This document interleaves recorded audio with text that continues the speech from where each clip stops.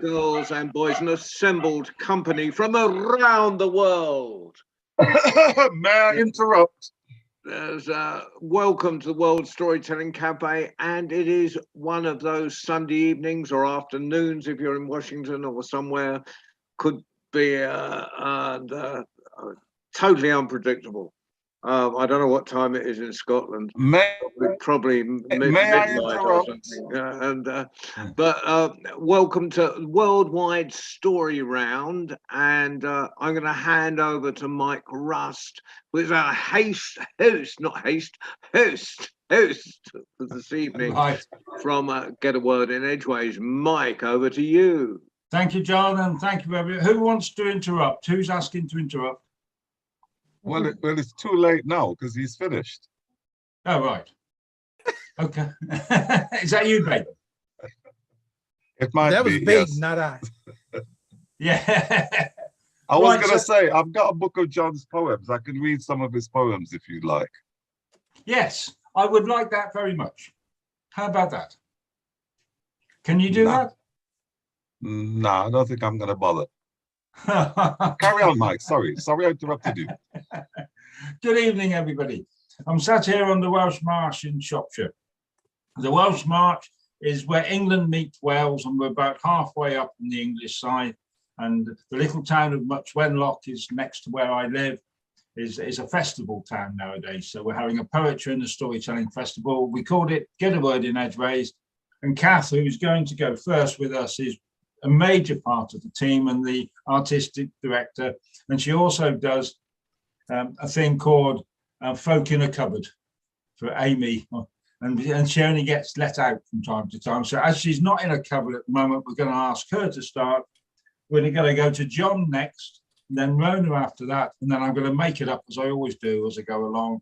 But David, I'm going to put you on I'm going to wait until Jackie comes, and then we're going to put you on there. Okay, so without further more ado. Okay, I got that over and Okay, so just make sure everybody's mute yourselves. Right, so everybody's got to be muted. We're going to go to Kath first, John second, Rona first. Kath, away you go. And I've got a glass of wine, 7 o'clock in the evening. Thank you, Mike. Apologies to those of you who've heard this story before, Diana. I know you have, possibly Simona as well. But when I've got a new story, I do like to give it several outings, just to let it get bedded in. So here we go. This story is called The Magic Book. There was a man, and he just opened... Thank you, Baba C. Thank you. Quite right. He opened his front door. He was just on his way to work. Well, he saw on the step a parcel wrapped in brown paper, and written on the brown paper was the man's name, and underneath the man's name was the word inheritance. And so he picked it up. He picked up the parcel. It was sort of about that big and squarish. And he took it in and he put it on the table, and he tore off the brown paper. Well, inside there was a book, and the book looked very old and battered, and it was thick and heavy. But round the book a cord was tied tightly, and it was keeping the book shut. And there was a slip of paper, a scrap of paper really, slipped under the cord, and the paper said, "Do not cut this cord."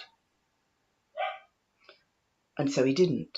He went to work, and when he came back from work that evening, the book was still on the table, and he went to the cupboard and he took a few things out to make his supper, and he put it on a plate, and he was just going to sit down at the table to eat it.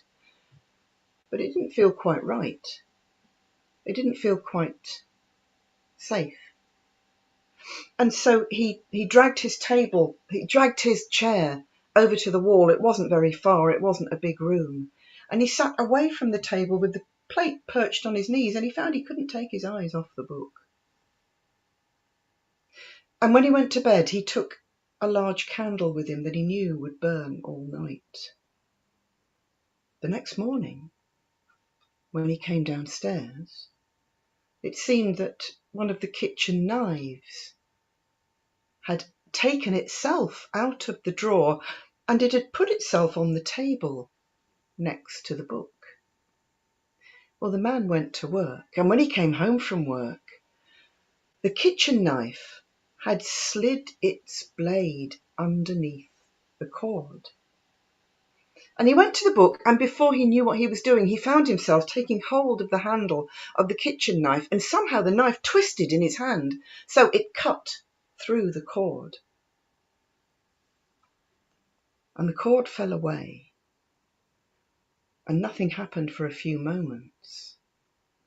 And then the cover of the book swung itself open, and page after page began to turn all by themselves until it opened on a certain page, and there was closely written, crabby writing, and the man, he could read the letters, but he didn't understand the language. He didn't know what the words said. And he stood staring at this page with all the tightly written text. And then his eye was caught by something on the wall. And he saw on the wall a shadow was forming. And as he looked at it, the shadow became darker and darker until it was black, and it formed itself into the shape of a bird with its wings outstretched. And as he looked, the shadow ripped itself from the wall, and it became a crow, and it flapped down and it landed on the table. And as the man looked, all around the room, on the walls, there were more and more shadows appearing. Shadows that darkened, shadows that formed themselves into the shape of birds with wings outstretched. And in turn, each shadow ripped itself from the wall and became a crow and fluttered down, and some were on the table, and some perched on top of the cupboard, and some were under the table. And then all together, as if there was some unseen sign, all the crows fluttered up at once, and they came at him with hard beaks and sharp claws and wings flapping, and he put his arms over his face to defend himself, and then he turned and he ran out of the house, and he ran and he ran. When he finally found the courage to go back home, he peeped around the door of the room, and he saw all the crows had gone, and the book had closed itself again, and it was resting on the table as if nothing had happened. And he picked it up and he took it out. He took it out to the yard at the back, and he took it to where he chopped wood. And he took his axe, made sure it was sharp, and he hacked and he hacked and he hacked at the book. And it took some doing because the book was tougher than it looked, but he kept hacking and hacking and chopping until the book was all in little pieces, and he scooped up the little pieces and he put them in a sack. And he went down to the river and he tipped up the sack and he shook it to make sure all the pieces were gone, and he watched those pieces of the book flow away on the stream. And then he turned and he walked back home. And when he went in and he looked at the table, there was the book. And he went out to the backyard again, and he took some wood from the wood pile, and he made a fire in the middle of his yard. And he lit it and he watched it burn, and he watched it get as hot as it was going to get, hotter and hotter. And then he went inside, he took the book and he thrust the book into the hottest part of the fire, and he watched it burn. And he watched it burn until there was nothing but ash.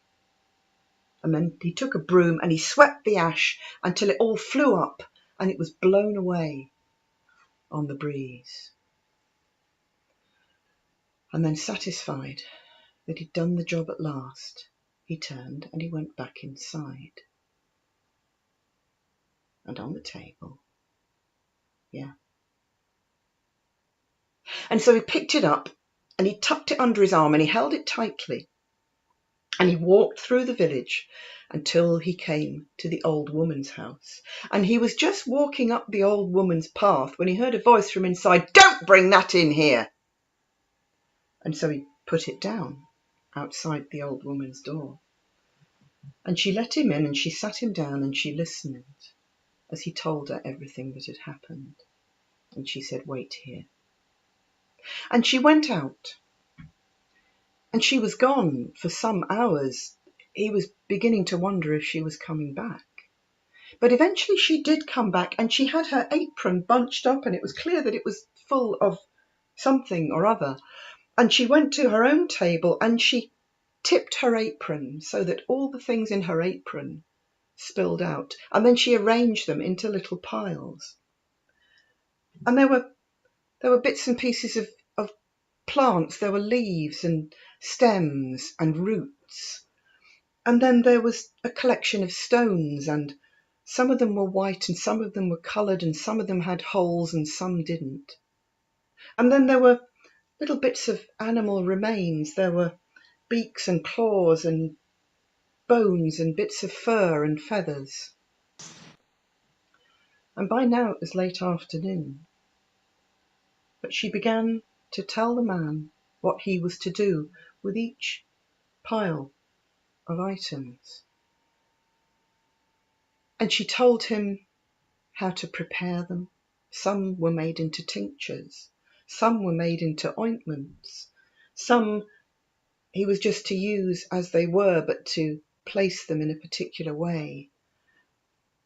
And as he prepared each thing, she watched him as he took it out to the book and placed it in the way that she told him to, and said the words that she told him to. And all of this, taking each item in turn and taking it to the book and weaving magic.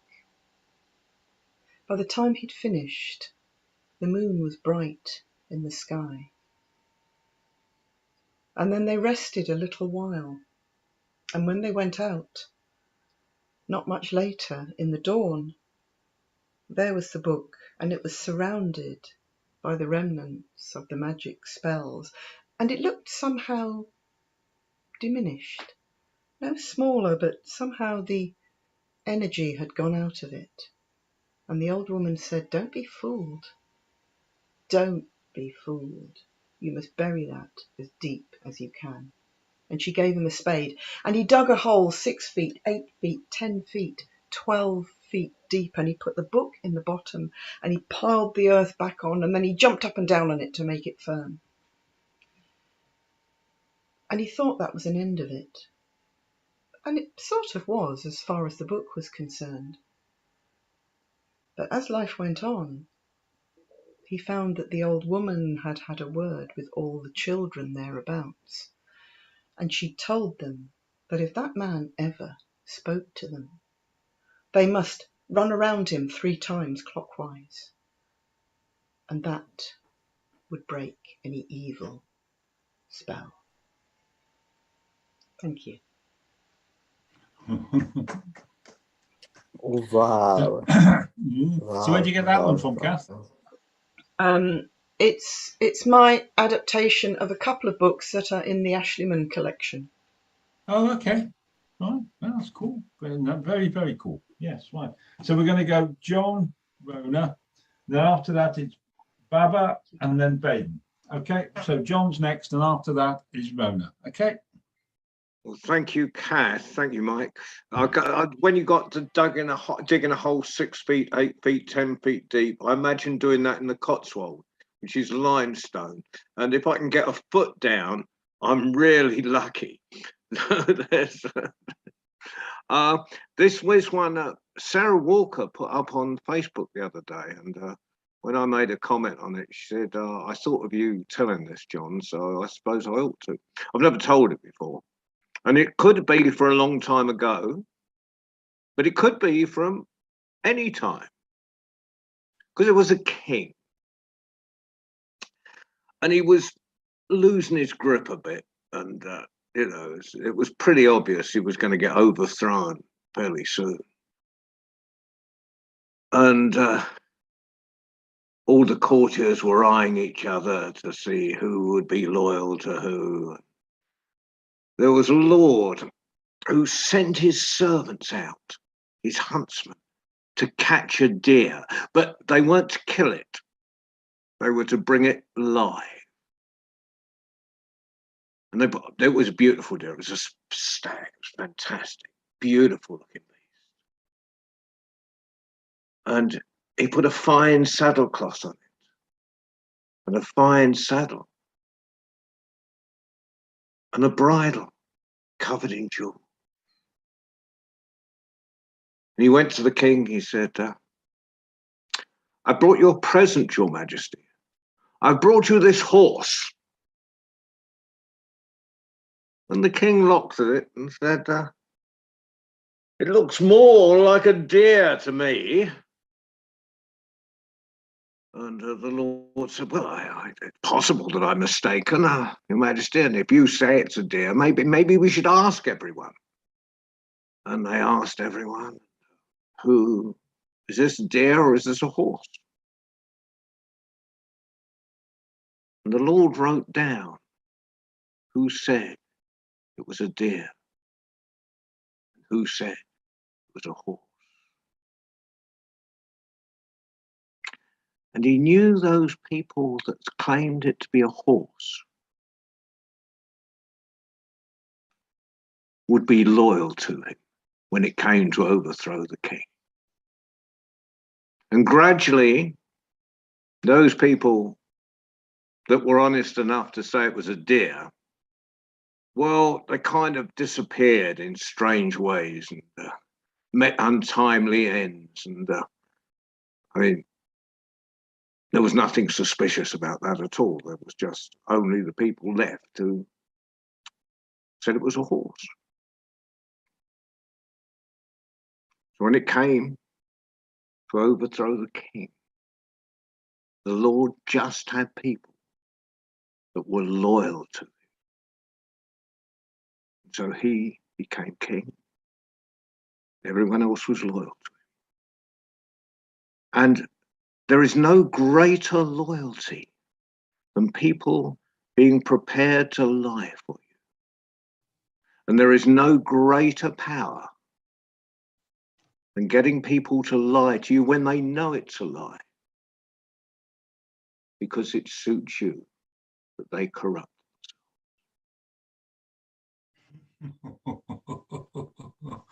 Ooh.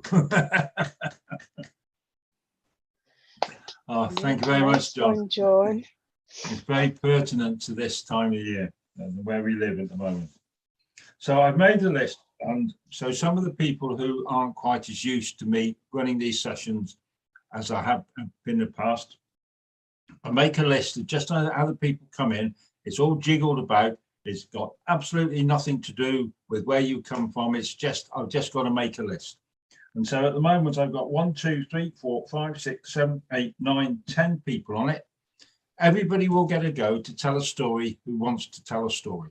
I am going to be here until I'm going to ask the question at the end.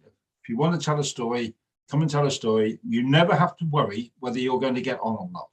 So you don't have to worry about sending me messages saying, I want to tell a story. All you have to do is to be here and you will get a chance to tell a story. Now, I know that some of you, and it's an absolute pleasure for me to say this, English isn't your first language.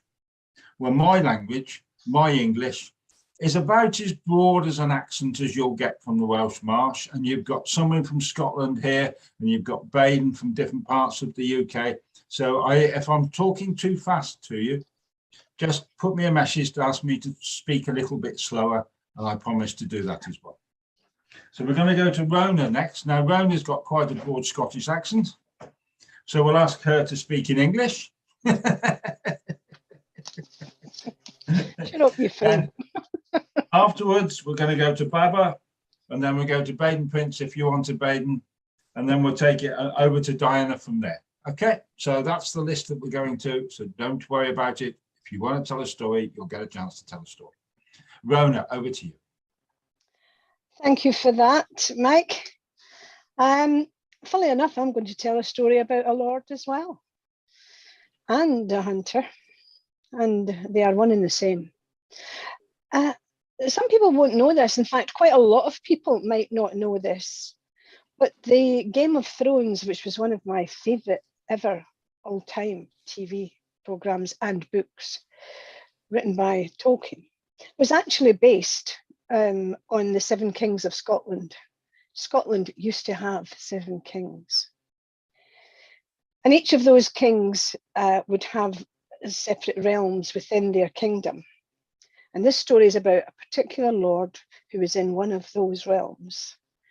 And he was actually more known for being a terrific huntsman than he was for being a lord. He was successful. I mean, he came back with a kill every single day. He was successful at everything that he did. He even managed to pick the perfect wife who never complained, who was beautiful, who supported everything that he did, and who worshipped him up to a point. Because she did not know that there was actually 2 sides to her husband. Although he was always sweet and kind with her and had never done or said anything to hurt her, he was actually quite cruel, and he was dreadful with his servants. He abused and used them at will, especially the young women. And she began to see little snippets of this, and it made her very uncomfortable. Now, as I said, everything in his life was perfect up to a point. They had no children, so you can imagine his delight and how smart and how great he thought he was when he discovered his wife was now with child. He was over the moon. And he did everything as he always did, and then some. He was going to have the best naming ceremony there had ever been. And it was customary back then, on the naming ceremony of a baby, that a gift would be made to the creator, a sacrifice would be made. And the sacrifices would normally be something like a handcrafted wooden bowl or a piece of jewellery or something. And the more expensive the item you could afford, the more likely it was said that your child was going to be well looked after by the creator. He would make sure that your child was clever and had every opportunity in life afforded to them. Well, he wanted to go one better. And being a huntsman, he wanted to do something different. And then, coming across the great black panther again in the forest and seeing that she was pregnant, oh, well, that was it. His mind was made up then. He knew exactly what he was going to sacrifice to the creator. He was going to give a baby panther. How cool would that be? How impressed would he be? How impressed would everybody be? He had seen the panther often. He knew exactly where her lair was, and he followed her and watched and waited. And he watched as she got heavier and slower as it came time for her to give birth to her cubs. And when she never appeared one day, he realized that the cubs had been born. And only a few days later, his child was born. There'd been all sorts of bets going on. Was it going to be a man-child and be a hunter like his father? Or was she going to be a girl child and be known and renowned for her beauty like her mother? Well, he was a boy child and beautiful. And his mother was absolutely in love with this child. She idolized him. And even although he was only a couple of days old, she already knew her life would never be the same again, and it would be built entirely around him. And the hunter, we know he had that cruel streak, But somehow we just knew he would never use that on his son. He idolized him too, so early on. The first opportunity he got when the panther, when she was strong enough, went out to find food, she had to eat a lot to enable her to have enough milk to feed her cubs. She didn't just have one, she had two. And when the hunter saw these cubs, he couldn't make up his mind which one to take for the sacrifice. So he took them both. And when the mother panther came back, oh my God, she was absolutely devastated to see the lair was empty and her cubs were gone. But when she saw the footprints, she knew who had taken them. She was as familiar with that huntsman as he was with her.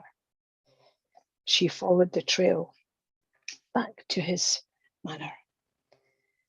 And I did tell you that he was cruel and there was two sides to him.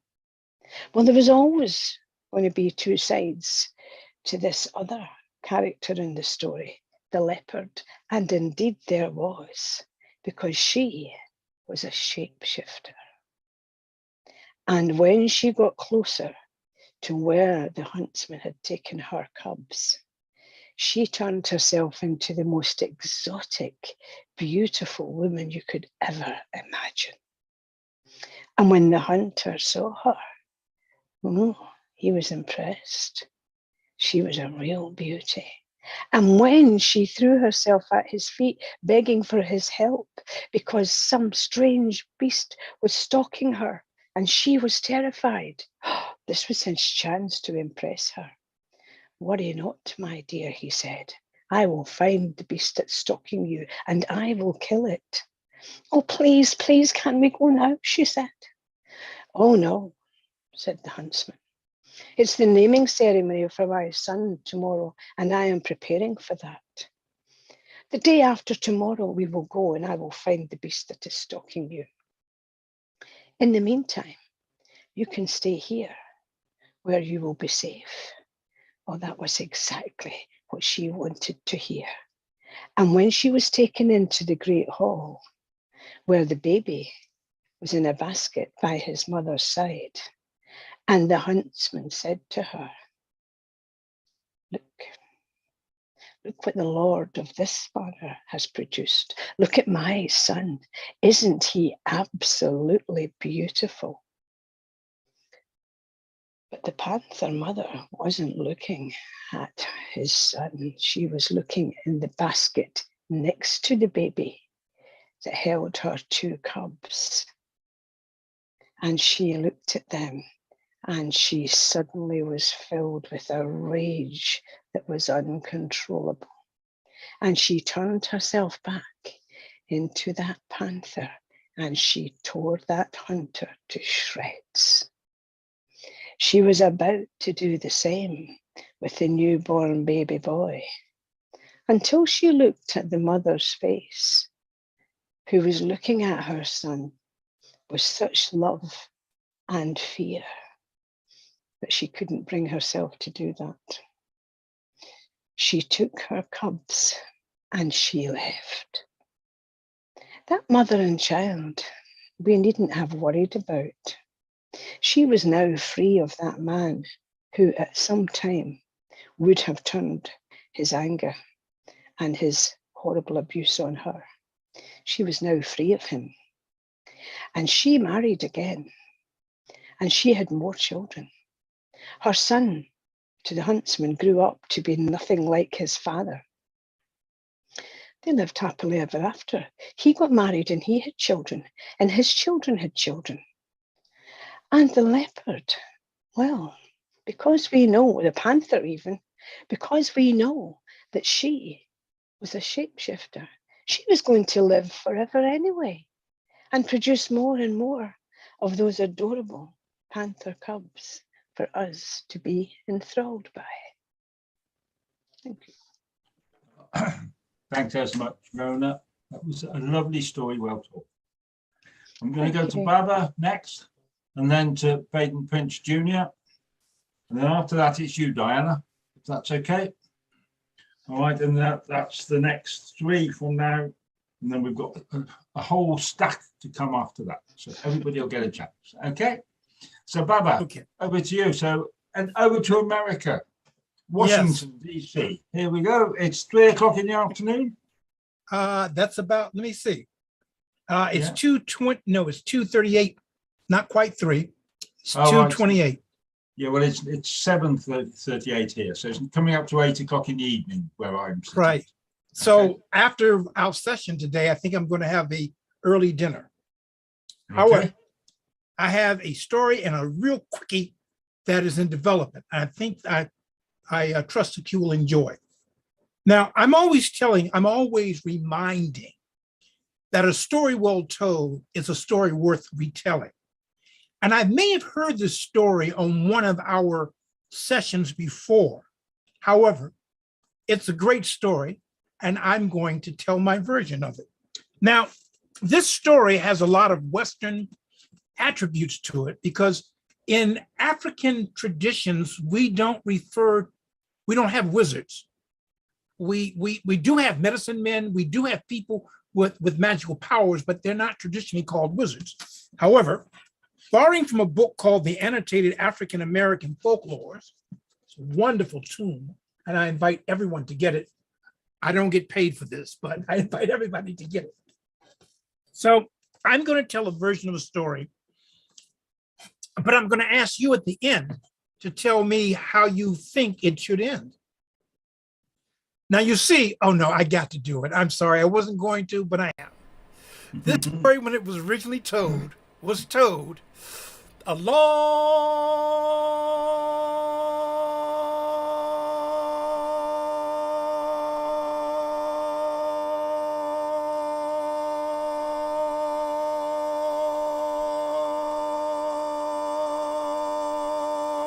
time ago.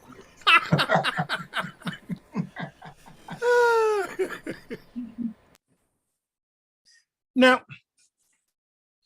this story could take place almost anywhere. So I'm going to put it in a mythical land between the United States and Africa, because I'm the teller and I can do that. There was a wizard who was walking as wizards sometimes do.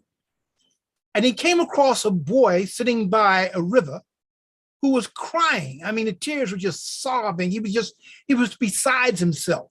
Well, not literally, but you understand what I mean.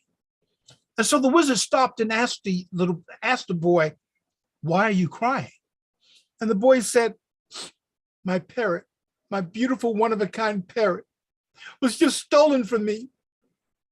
And I want my parrot back. If you can get my parrot back, I will give you anything that you want. I'll give you riches. I'll give you wives. I'll give you whatever you want, but I want my parrot." So the wise man took a bowl, dipped it in the river, and he looked in the bowl, because now the bowl was a scrying bowl, and he could see a ship of unnice people, but we'll call them pirates. And he could see that they were sailing farther and farther away from where sat the boy. And so the wizard says, "I will get your parrot back, but I'm going to need some help." And so he walked around until he found a thief, a hunter, and a carpenter. He told the thief, and he told the hunter, and he told the carpenter, "This boy sitting by the river is crying because some pirates have stolen his parrot.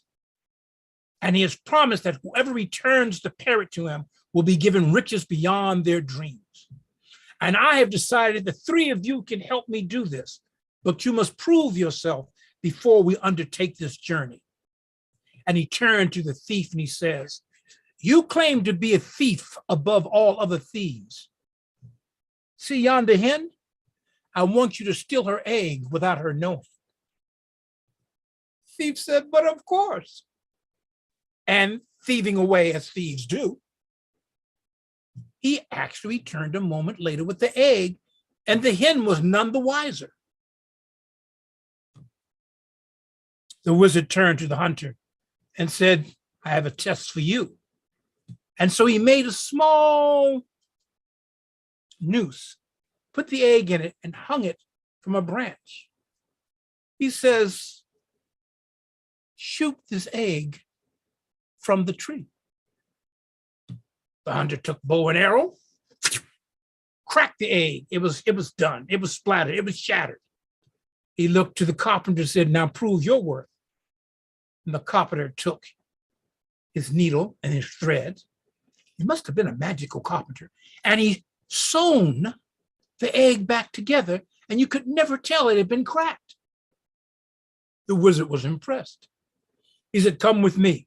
And they went to the river's edge, and the wizard did that wizardly thing with his hands. And all of a sudden, there was a glass boat.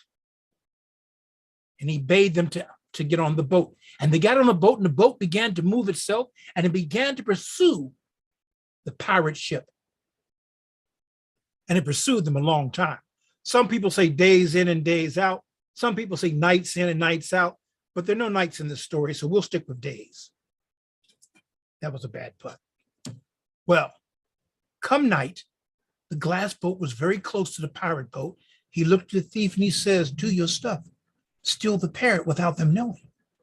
And so the thief stole himself aboard the pirate ship, no pun intended. He found the parrot, secured it, and then decided he was in a bit of a mood for something to eat. And so he set himself a table resplendent with the finest foods that the pirates had to offer. And after having a good meal, he took the parrot and he returned to the glass boat. And the glass boat began to move away from the pirate's boat. But come early morning, the pirate captain realized that someone had stolen the parrot that he had stolen, and he put word out that they were to find these people and find them they would. And he was a little magical himself, and he saw the glass boat, and he saw the wizard and the thief and the hunter and the carpenter, and he wanted to slow them down. And so he cast up to the sky a mighty spell, and it rained and rained and rained and rained and rained and rained. The rain came down so hard, it shattered the glass boat. But the carpenter took his tools and he sewn the glass boat back together, and they kept sailing. The pirate captain was furious beyond furious, and he bade the sky to bring down the lightning. And the lightning came down, and as you can guess, the lightning struck the glass boat, once again shattering it in millions and millions of pieces. But the carpenter just took his tools and sewn the boat back together. Now you're wondering, what was the hunter doing? Well, the reason why the pirate had to send the lightning was the hunter had taken his bows and arrows, and he was shooting the rain as fast as it could fall until there was no rain left to fall. And when the lightning came after, he took his arrows and he shot the bolts of lightning, and he shot them as fast as they could fall until there was no lightning left to fall. And eventually, the wizard did that wizardly thing, and he sank the pirate's boat. When they got back to the riverbank, the boy was still there, and the parrot leaped from the glass boat and perched itself on the shoulder of the boy. And the boy was happier. He was happier than a school kid on the last day of school. Indeed, very happy. And he said, I will give you anything you want, anything you want. And so the wizard, the thief, the hunter, the carpenter, they began to look at the various things that the boy had to offer. For surely this was a special boy. I mean, he had riches, he had diamonds, he had all kinds of things, but he had a hen that could lay jewels or anything of value that you fashioned. So, of course, they thought, well, why carry all this gold and diamonds and stuff around when we can take this hen and feed it, and it will lay anything that we want of value. And so they took the hen and they bade the boy adieu, as opposed to a don't. Sometimes I can't help myself. So they began to walk away. And then the wizard said, you know, I enjoyed your help, but it was my wizarding that actually saved and retrieved the parrot. So the hen is mine. And the thief said, no, no, no, no, no, no, no, no, no, no, no, no, no, no, no, no. Wizard though you may be, it was my thievery that stole the parrot that was stolen from the boy. It was my thievery that returned the parrot to the boy. And the hunter said, you're both daft. Had I not used my hunting skills to shoot out the rain and the lightning, the pirate surely would have caught us and we would not be having this discussion. I deserve the hen. And the carpenter said, but it was I who sewed the glass ship back together each time it was destroyed. I deserve the hen. And they squabbled and they argued and they squabbled and they argued and they argued and they squabbled. And finally they hit upon a plan. They cut the poor hen into 4 pieces. Now, before I turn my question over, I think the wizard was not so wise. And the thief had stolen leave of his senses. And the hunter, well, maybe he was not the sharpshooter that he thought he was. As for the carpenter, maybe he thought he could sew the hen back together. I don't know. But I put the question to you. Who do you think deserved the hen? Kat, John Rowe, Rona, Susan, Keith, David, Mike. Who do you, Despina, and anyone else I did not name, who do you think deserved? Well, I think they should have each had it for 3 months at a time. See, you're a wise person, John Rowe. Or they could share the riches, Baba Sieg, because it's not the hen itself, is it? It's the jewels that they're interested in. Kath, what would we do without your insight? Anyone else? I think they should have changed it by the day. So one has it for Monday, the other one has it for Tuesday, the third one has it for Wednesday, and then Thursday, then keep going like that. So everybody has it for 24 hours. And this is why you are our curator on these days that we get together to tell stories. Yes. Now, my take on it is that none of them deserved the hen, for they were too greedy to do what we ask politicians to do constantly, and that is to compromise. And I think all of your suggestions on how they could have shared the riches are indeed true. But alas, this story, it's true. And now for the shorty I have. Go on then. No, go ahead and applaud. I like that, Mike. It encourages me. Now, this is a story in the rough. It is so rough that even sandpaper can't smooth it out. But you see, at one time in the world, a long time ago, so long ago that if you take all of our ages and add them all up, multiply by 3 and then some, it was older than that. You see, at one time, the telling of stories, while interesting and captivating, stories seldom ended with happily ever after, because even though it was happily ever after, the story continued.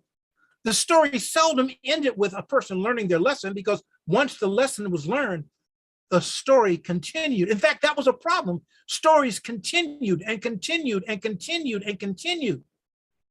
And then some wise person said, you know what? Instead of us always telling these stories, let's put them in a book.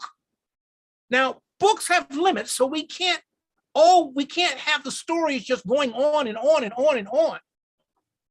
So there was a teller, I won't mention any names, who thought, but if we put the stories in books, they'll have no need for us. So he did the only thing he could do. He stole the alphabets. With no alphabet, you can't print the stories. And he took the A and threw it away. He took the B and he threw it away. He took the J and threw it. He took all the alphabets and he threw them away. But another teller said, no, this is not fair. We must have a way of keeping the stories. And if we have to put them in a book, then we have to put them in a book. And so he began, he got a group of people together and they went searching high and low and high and east and west and south and north. They searched everywhere to gather the alphabets back together. They found the A, They found the B, they found the C, they found the D, they found the E, they found the F, they found the G, they found the H, they found the I, they found the J, they found the K, they found the L, they found the M, they found the O, they found the P, they found the Q, they found the R, they found the S, they found the T, they found the U, they found the W, they found the V. They weren't always in order. They found the X, they found the Y, and they found the Z, and for my British friends, they found the Z. They had found all but one letter. Which letter did I leave out? John Rowe? I believe it was N, obviously. They left out the end. Thank you. That is the end of my story. Well, and that thank is why you. stories have endings. Your last one reminds me of the loaf of languages. There's a lovely story about the loaf of languages and how everybody got to have a language and things like that. So, Baden Prince Jr., are we ever going to get a chance to meet Baden Prince Senior? Did he tell stories as well? Well, the best story he ever told, you're looking at it and listening to it, but sadly, he's no longer with us. Oh, I'm sorry to hear that, Baden. I didn't know. He was a great man. Before I start, Rona, can I ask you a quick question? Did you ever tell a story about a couple where the husband tried to murder the wife and then ended up making a wish? Was that you? The wish became his undoing? It wasn't you? Can't hear you.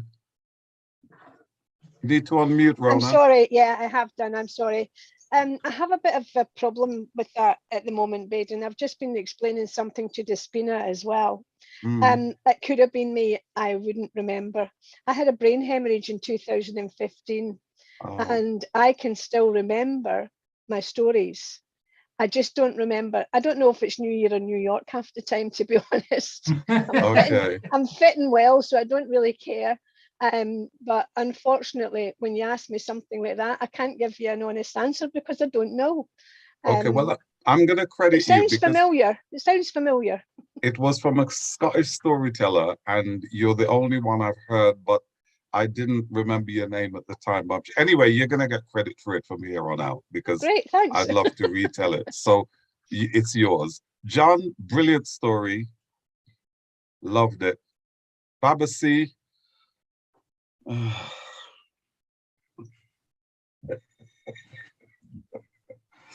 So the story that I'm going to tell, unlike the one that Babasi told and tried to tell us is a true story, is actually a true story.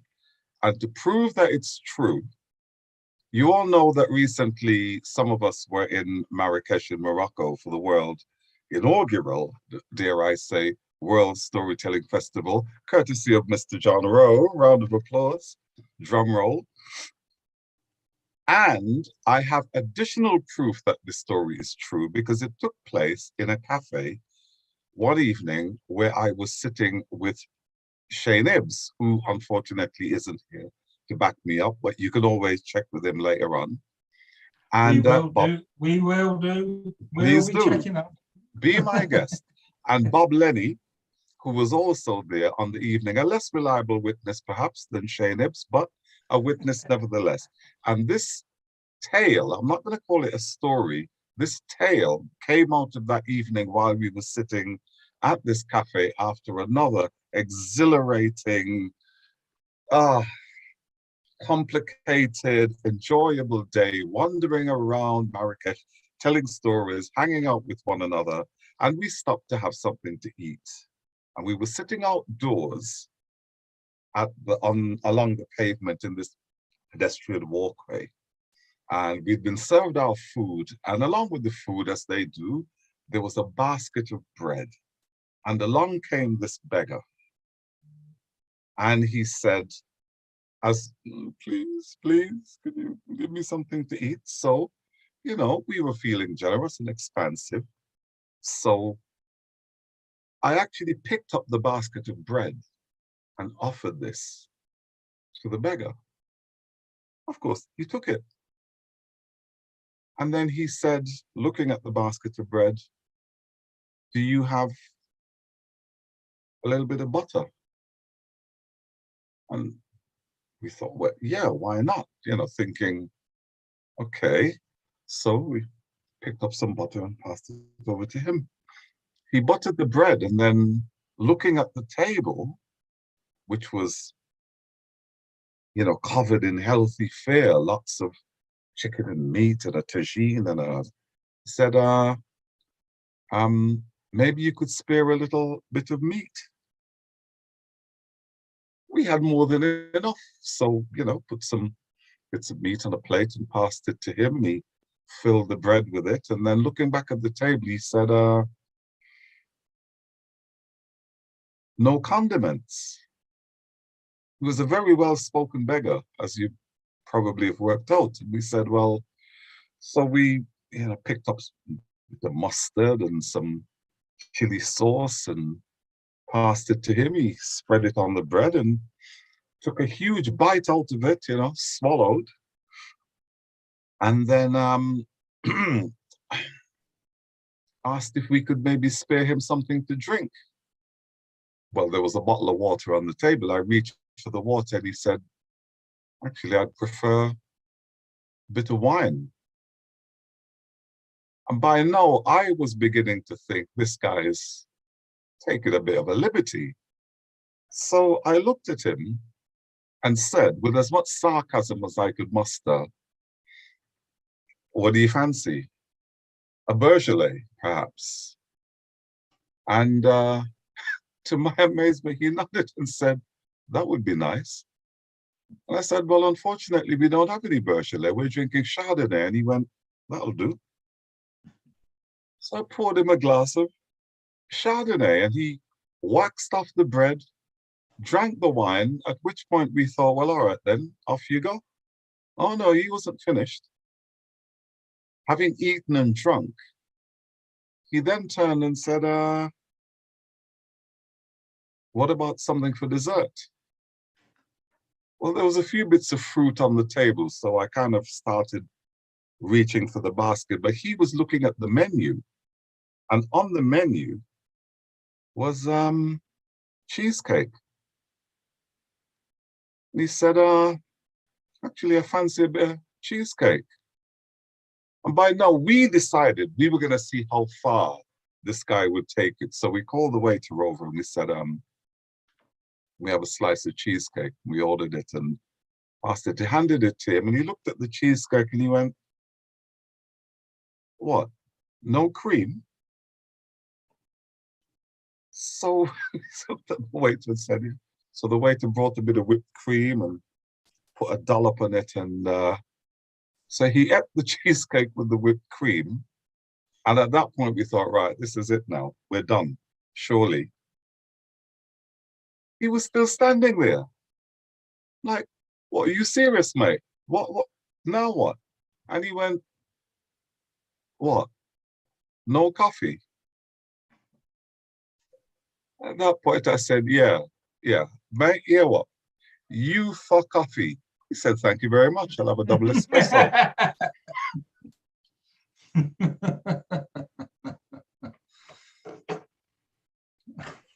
And that, my friends, is a true story. Talk to Shane Hibbs. No, I met the man. I met the man in Marrakesh, and but he came to Stephanie at my table, and Stephanie just is too good to people, and I thought, you know, she's just going to be taken for everything, so I just left her to it. And, there you are, ladies I think and I may have met the man, but evidence. maybe it was one of my off days, because after he gathered all that food, he turned to me and said, here, I think you need this more than me. Well, I was going to say, I'm sure I've met him, because if he was a beggar on the streets in Marrakesh, he's probably a storyteller. Ooh. Now that's a true story. Ooh, you don't know what you just stepped into there, Mike. Ooh, no, he doesn't. But baby, Right. Isn't that how you got your meals while we were in Marrakesh? Oi, you said you'd never tell anybody. You swore. I'm not telling everybody, just those who are assembled. Right, now this is how it's going to work from now on. Okay, so we're going to go to the Highlands of Scotland to Diana next. After then, we're going to have 4 in a row. Okay, and this is how it's going to be. So after Diana, we're going to Fruella, Maria, Simona, and Despina, right, in that order. Okay, so I'm going to say it again so you understand. Okay, so we go to the Highlands of Scotland first. So that's Diana Pearce from the Highlands of Scotland. Fruella, that's how we would pronounce that where I live. I hope the pronunciation is somewhere close to how you say it, Fruella. Maria, Simona, Despina. Okay, that's the order it's going to be. Okay, like I said at the beginning, I've got nothing else to do this evening. Over here, all the churches are closed, so I can't go anywhere else. Okay, so here we go. We go to the Highlands first, and then in that order is the next 4. Fruella, Maria, Simona, Despina. Over to you, Diana. So you know you're in Scotland, you know you're in the Highlands of Scotland when I go, hey! Right, that's me about to start my story. Anyway, it's an old story, and I'll just humor me, okay? So there was this king, and well, in his youth, he used to be full of vigor, and he was always rise to the challenge. He had to prove himself to his father that he could be king after his father. And he had many tests along the way. And he was really quite an astute young man. And he was always striving to do better, to improve himself. And once he became king, well, everything was new to him. He remembered his father's wisdom. And he remembered that he would have to lead everyone. And he took this all so seriously. As the years went on, well, he became less interested in the kingdom and more interested in the wealth and the power that he could create and that he did have. And he would go down to the bowels of the castle and he would lock the door and open the safe and count all the money up. And he just loved the sound of it. And he would put it away again. And he did go out in the garden. But his daughter was always wanting to play games with him, but well, he didn't always have time for that. He was busy. But even if you looked at how he was busy, he wasn't busy doing anything important. He was busy thinking about how he could increase his wealth. And he wasn't thinking about how he could distribute this wealth. Oh no. He was just thinking about number 1, the sad story of human nature. Well, time went on and he continued counting out all his money. But one day he went out into the garden and he had the most beautiful garden with all these lovely flowers and bushes and little pathways and seats where you could sit. And the sun used to get there in the late morning and it was there for the rest of the day. And it was a wonderful haven for him. And you would have thought that he would go there more often. But this particular day, he noticed someone on the bench, asleep. And they were all curled up. But this person had horse's ears and a horse's tail, but the rest, well, the rest was human. And he knew straight away who this was. He knew this was a satyr. And that this satyr must have strayed far away from where he meant to go, but he was asleep. So the king just left him to sleep. And he walked round his garden and he had something to eat. But later on, he went back to the bench and this satyr was just starting to open his eyes. And when he did open his eyes and he looked all round about, well, he was confused. He didn't know where he was and he was a bit worried. And the king said, "Don't worry. I know who you are and I know where you belong. I will take you back." And so he did. He took him back and they chatted along the way. And eventually, because it was a long journey back, he came to Dionysus, the god. And Dionysus was so overjoyed to see his satyr back that he said to him, "I think I will give you a wish. Now, we all know about stories, about wishes. Be careful what you wish for. Be very careful. And this king was so arrogant. He was sure he would make the right choice. And when Dionysus said, I grant you a wish, he didn't take the first thought that came in his head and ask for that. No, no. He went through quite a bit of rumbling about in his rather confused brain, shall we say. Well, he thought at first he would ask for a whole big pirate ship full of gold up to the brim. And then he thought, that's not enough. That's not enough. I want a whole castle, all up to the turrets, all full of gold. No room for anyone inside, just full and full of gold. This wonderful thing that gives me the power as king. Or so he had begun to think. Well, but then, no, he didn't ask then. He just thought all that. But the next thing that he asked for was the golden touch. And when he got this golden touch, he was overjoyed. And he went back towards the castle. And the first thing he saw was a flower. And he touched it.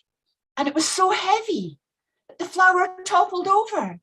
And it couldn't blow about in the wind, and it didn't have a scent. But he did not worry, because he thought this flower looked beautiful, because he absolutely loved the color gold. And even more, he loved what gold was worth. And so he carried on, and then he touched a bush. And when he touched that bush, it turned to gold as well. And it couldn't blow in the wind. And it didn't look quite right. But the king did not worry. He carried on. And he got to the path leading up to the castle, which was all sandy. And it was a long and winding road. And he suddenly thought to himself, I've got this brilliant idea. And he touched the sandy path. And as he did, it turned into solid gold. And the sun was starting to come down.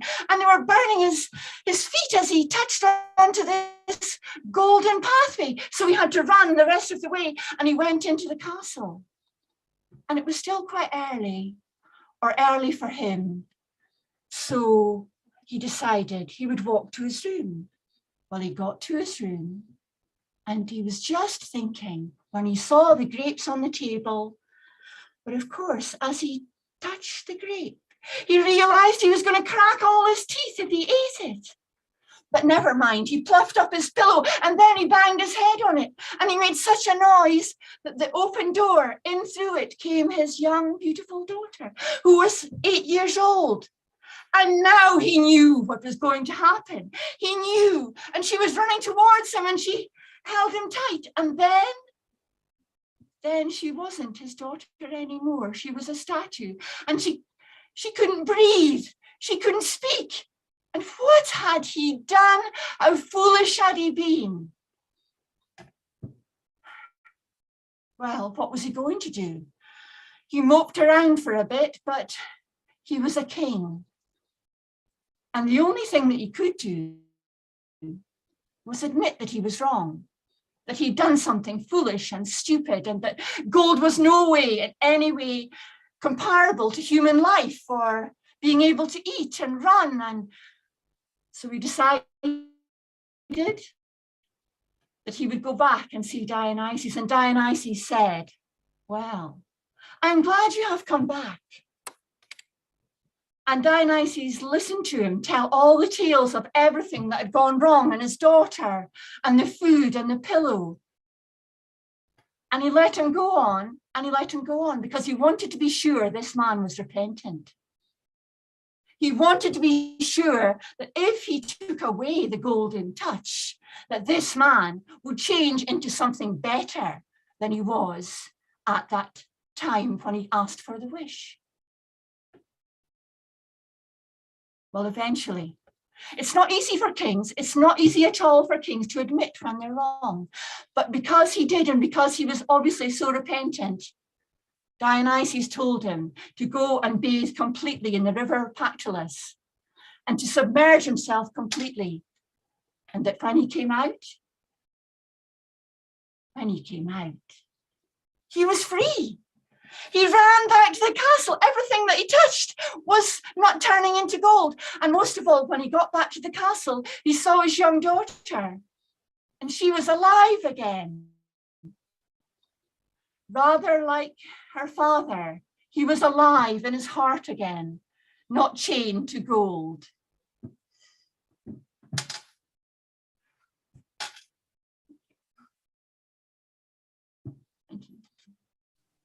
Oh, thank you very much, Diana. Thank you very much as well. Now, next weekend, the reason that we've switched, we missed a week because of the bank holidays and Easter, and over here in the UK, there's another bank holiday, it's the 1st of May. So next weekend, Diana, I'm up in the Highlands. I am, first time in a long time, I'm leaving Shropshire, and it's just north of Stirling. I was just looking up. It's Falkirk is where I'm going. It's something to do with Whitby Folk Week, and I'm really looking forward to be up there. But can you tell all the midges that they can eat Scottish people as well as English people? Because last time I was up there, all the midges. But you have to go and see the Kelpies. Yeah. You have to go and see the Kelpies because they're not far from Stirling. They're in Falkirk. Oh, okay. So the big silver, if you check it out on Google, but it's worth a look, definitely.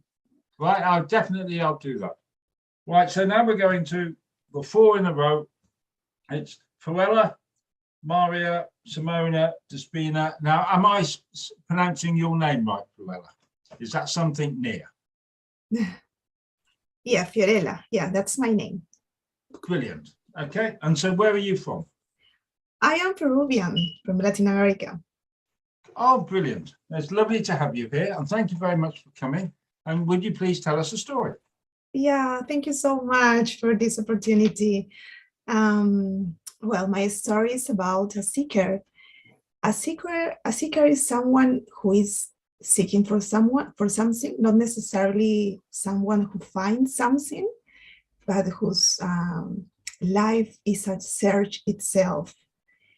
So this seeker, our seeker of our story, felt a deep sensation to go to a town called Camir. So he woke up that day and he stepped out to Camir.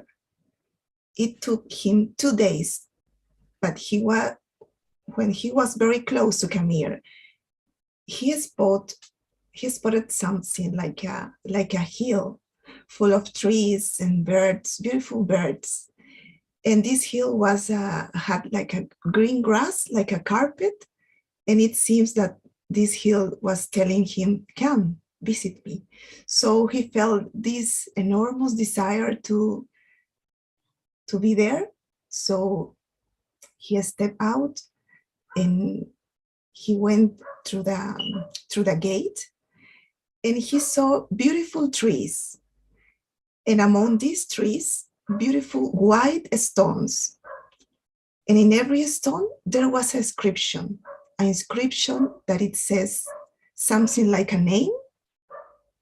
For example, the first inscription he saw, it was Abedul Tare, live 8 years, 2 weeks, and 2 days.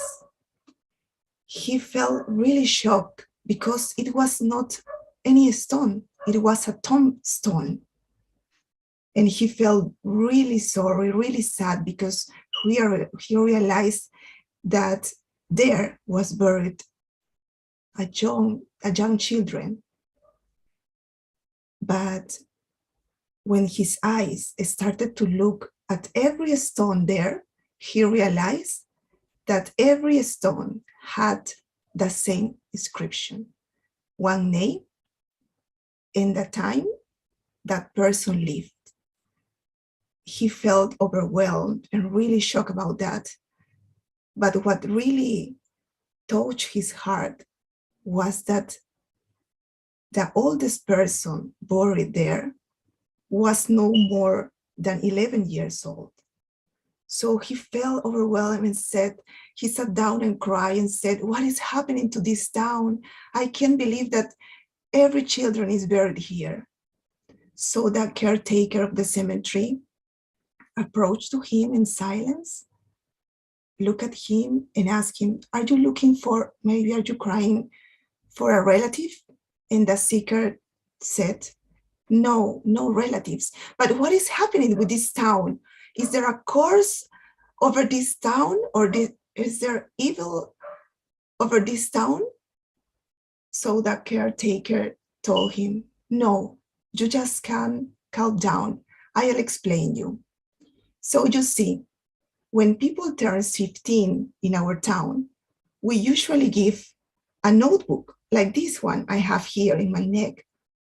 So when we have an intense moment of joy in our lives, like the wedding of someone, like the first kiss, like our marriage, we just write what is the situation. And next to it, we write how many minutes, hours, or even days we felt that. So when people dies, we just have all this together, put this all together. And for us, this is the real age of the person. Because for us, the moments the person intensely live is the real age. So you can be calmed down, because this is the use of our town. Oh, brilliant. Thank you very, very much. Now, Florella, come back on again for a second. So you're from, so how many languages do you speak? So you speak English very well. So oh, thank you. Your native language is? It's Spanish. Spanish. So your mother language is Spanish. Yeah. You speak English. Do you speak any other languages? Well, in my country, we have like a native language, Quechua, which is the language of the Andes. So I understand a bit. I understand a bit of Quechua. Right, so that's 3 languages. Yeah, but I can't really, I only know how to say, for example, hello, and I need to sleep, I'm hungry.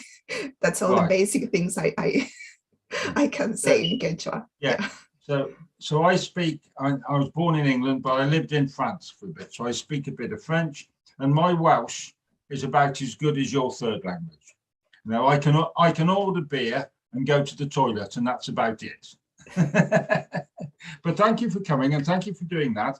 And I'll be here in a fortnight's time, and come and tell us another story then. Okay. Thank you. Brilliant. Okay, so now we're going to Maria. There we are. Hello. Hello. Hello. Yeah, we can hear you. So where are you from? I'm from Italy. You're from Italy. Yeah, okay. Here we go. Yes. I can see the blue sky behind you. Yes. These are the mountains. They are called the Dolomites. They are a mountain range in the northeast of Italy. They are not far from Venice, and they are beautiful. The highest peak is more than 3,000 meters. And if you look at them, you can see that they look pink. Yeah. Yeah. There's a pink light. And this phenomenon is called enrosadira, which means to become pink. Okay, good. Okay, so this phenomenon is due to the composition of the rocks of the Dolomites. And when the sun hits the rocks at sunset and at dawn, it creates this fascinating effect. And there is a story behind enrosadira, and I'm going to tell you. So many grandfathers ago, the dwarves lived under the Dolomites. The dwarves were people of industrial miners, and they dig under the mountain to find precious stones and gold. The king of the dwarves was called King Laurino, and he owned a magic belt which made him turn invisible. One day, the king of the men invited all the noblemen to his feast in the castle, not far from the Dolomites. But he didn't invite King Laurino because he was a dwarf. Laurino, anyway, decided to go to the feast, and he decided to wear his invisible belt so no one could see him at the feast. So he went to the castle and he saw a beautiful young woman. She was Similde, the king's daughter. It was love at first sight for Laurino. So he decided to kidnap her and to take her to the kingdom of the dwarves. To prove his love for her, he put a spell over the mountain by covering them with a blanket of roses. And that's why the Dolomites turn pink, because of the blanket of roses. The king of the men, in the meanwhile, realized that his daughter disappeared. So he ordered his army to march into the dwarves' kingdom to free Similde, his daughter. But during the journey, King Laurino left his footprints on the field of the roses. So the soldiers easily followed the path that Laurino left. They found him, catched him, and tore the belt off. So Laurino had no choice but to surrender and to free Similde. But at least he casted a curse over the field of roses, which betrayed him. And King Laurino said, "No human eye will be able to admire you again, neither during the day nor at night." So the blanket of roses disappeared from the Dolomites, but King Laurino forgot the sunset and the dawn. That's why still today, if you look at Dolomites, you can admire the blanket of roses that appears when the sun hides behind the rocks. And the story of King Laurino was spread over the land, and the dwarves started to end it down. So this story became a legend, and the legend became a myth.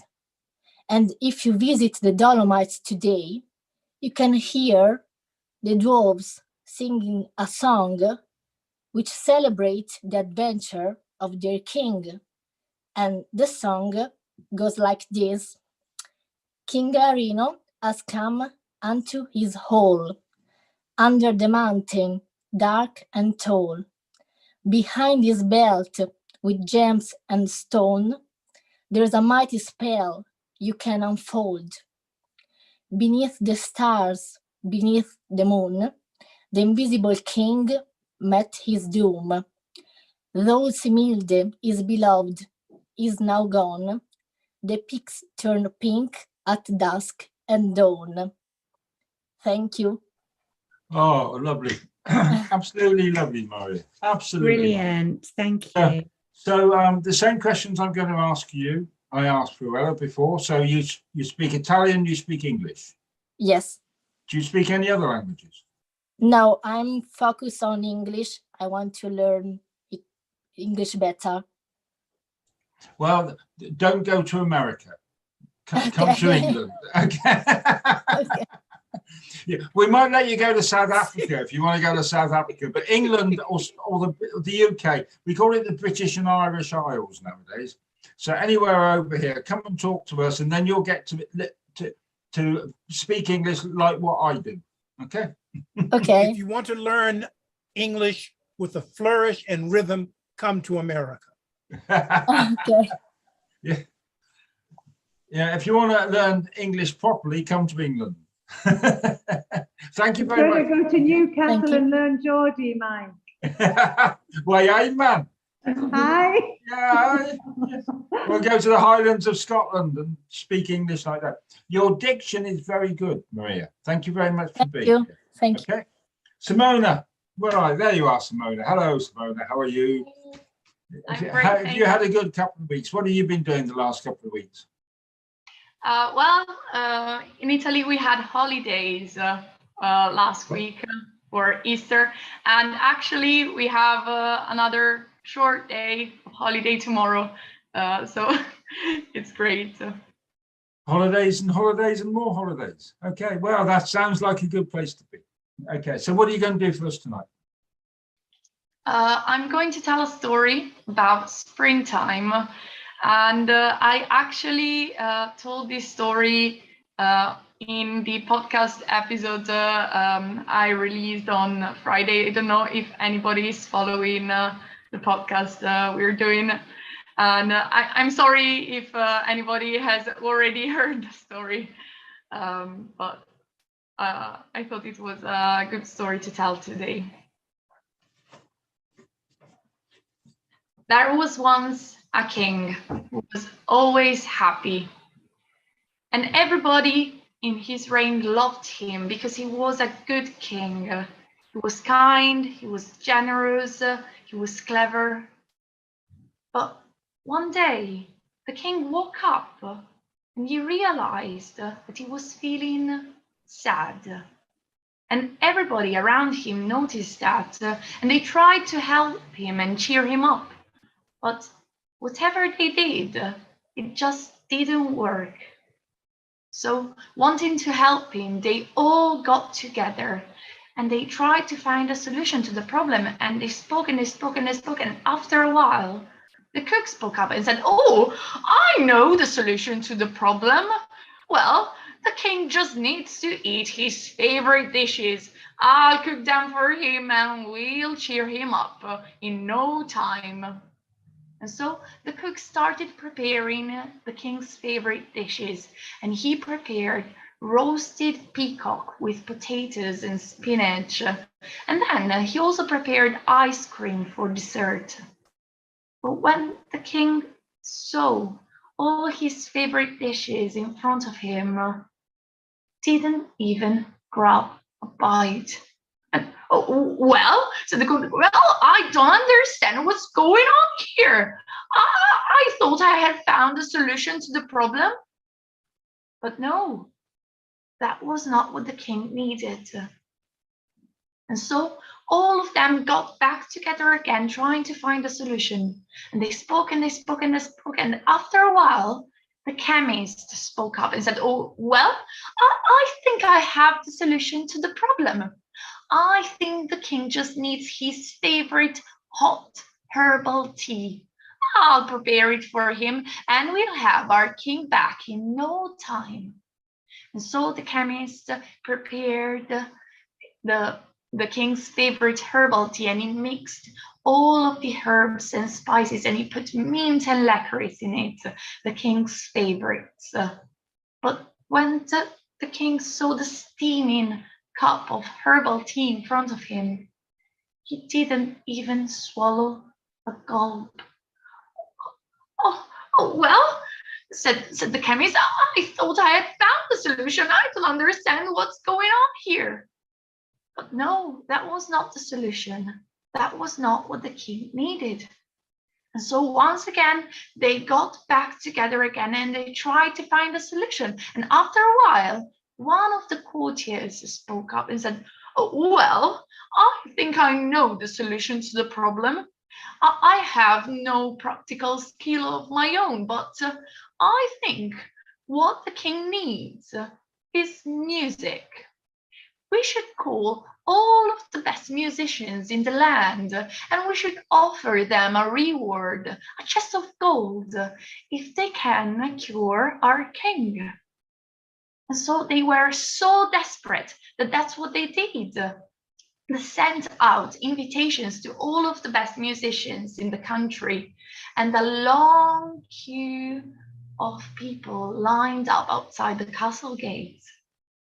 The first musician entered the king's room, and he started playing, and he played soft music that reminded everybody of love, loss, regret.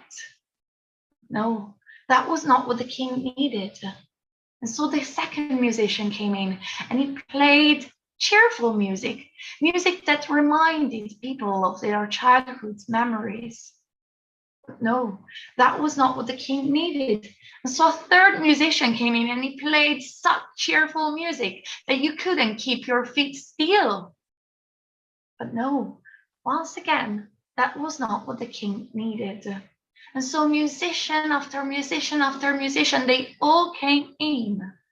They all failed because that was not what the king needed. Well, in a farm not far away from the town where the king lived, there lived a boy, and he was very good at playing the fiddle. And whenever he played his fiddle, the animals would stop and listen to him. And the boy heard of the sick king, and he wanted to help him. So he went to his father and said, "Father, I'm going to the king's castle, and well, maybe I can cure him with my music. And who knows, maybe I can win the chest full of gold." But the father didn't want to let him go, but in the end, he agreed. And so the boy went to the castle, and he walked and he walked and he walked, and he arrived at the castle gates. He knocked on the doors, and the guards opened the doors, and they started laughing when they saw him. You are just a boy. Far better musicians than you have tried and failed. You can't save our king. You can't cure him. You can't make him happy. The boy didn't say anything, but he took his fiddle and he started playing a soft music. And the guards were mesmerized. "Oh, please, please go. Get in, play for the king and cure him, make him happy."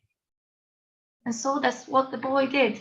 He entered the king's room and he started playing his fiddle. And at first, the king didn't even look at him. But then he raised his eyes, he looked at the boy, he saw him playing.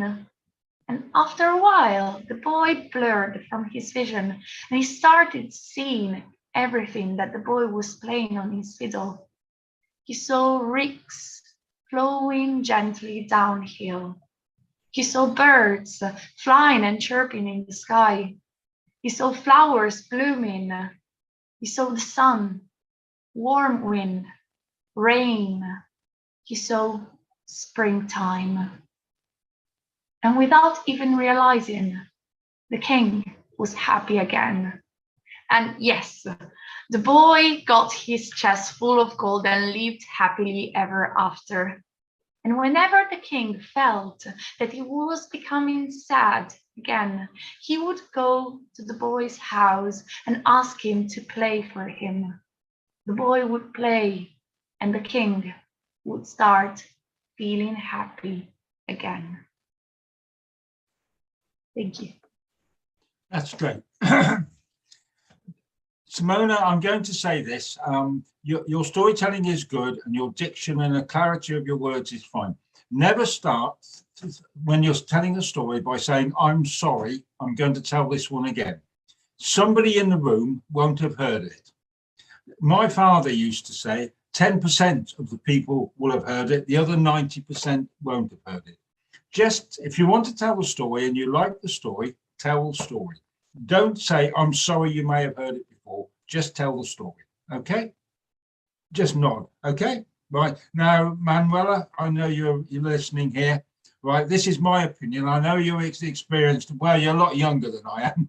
I've probably been doing it for longer. But this is what I believe, all right? Never start off by saying sorry.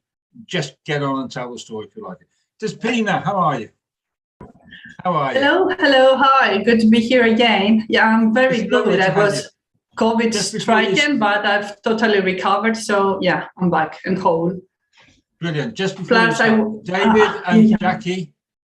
and Jackie, you're next. Okay. So when Despina finishes, David, Jackie, you're next. Sorry, Despina. Oh, that's perfectly all right.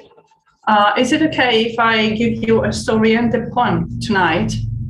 Yes, it is very okay. Yes, absolutely. So I would like to add to your comment to Simona that, first of all, I totally agree with you. And besides that, even the few of us, because I'm part of the 10% you were referring to, even the few of us that have heard the story before are always happy to rehear it, right? Yes, absolutely. It's a perfect story. Plus, I couldn't have asked for a better pass, Simona, from the pass you've just given me. So, and it's not to do with your ability to tell stories or your ability to tell stories in a second language. It's to do with the confidence in your heart. That's where you're stopping from. So you have lots and lots of good things about you. You can start in a good place, Simone. Okay. Sorry, Simona. Okay, I'm not trying to be a lady. Okay. I think David is trying to tell us something. Yes,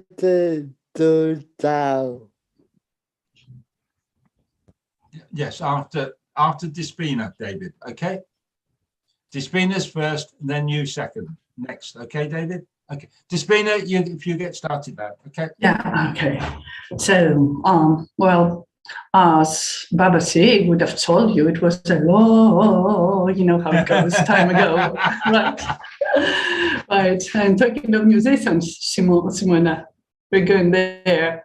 So long time ago.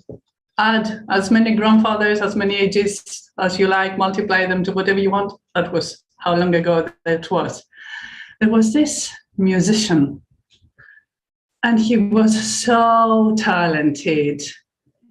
They say that when he played his music, well, he did play several different instruments, but the best one was the lyre. So when Orpheus, that was the name of our hero, got hold of his lyre and started playing the strings, well, the birds would cease their singing. And they say that if he was playing close to some tree, the tree would lower its boughs, all the better to hear him with. And if he was playing near a river or a stream, well, the fast-flowing waters would stop and remain still to hear his music. That's how well he played. Some would say that Apollo, the god of music, might have been his teacher, and some would even go as far as to say that Apollo must have been his father. When Orpheus played his lyre, people were enthralled. He was enchanting. He could make people feel whatever it was he meant to with his music, make them happy or make them shed tears of melancholy.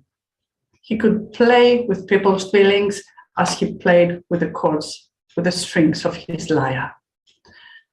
So this very great musician once locked eyes with a girl, and the girl was Eurydice.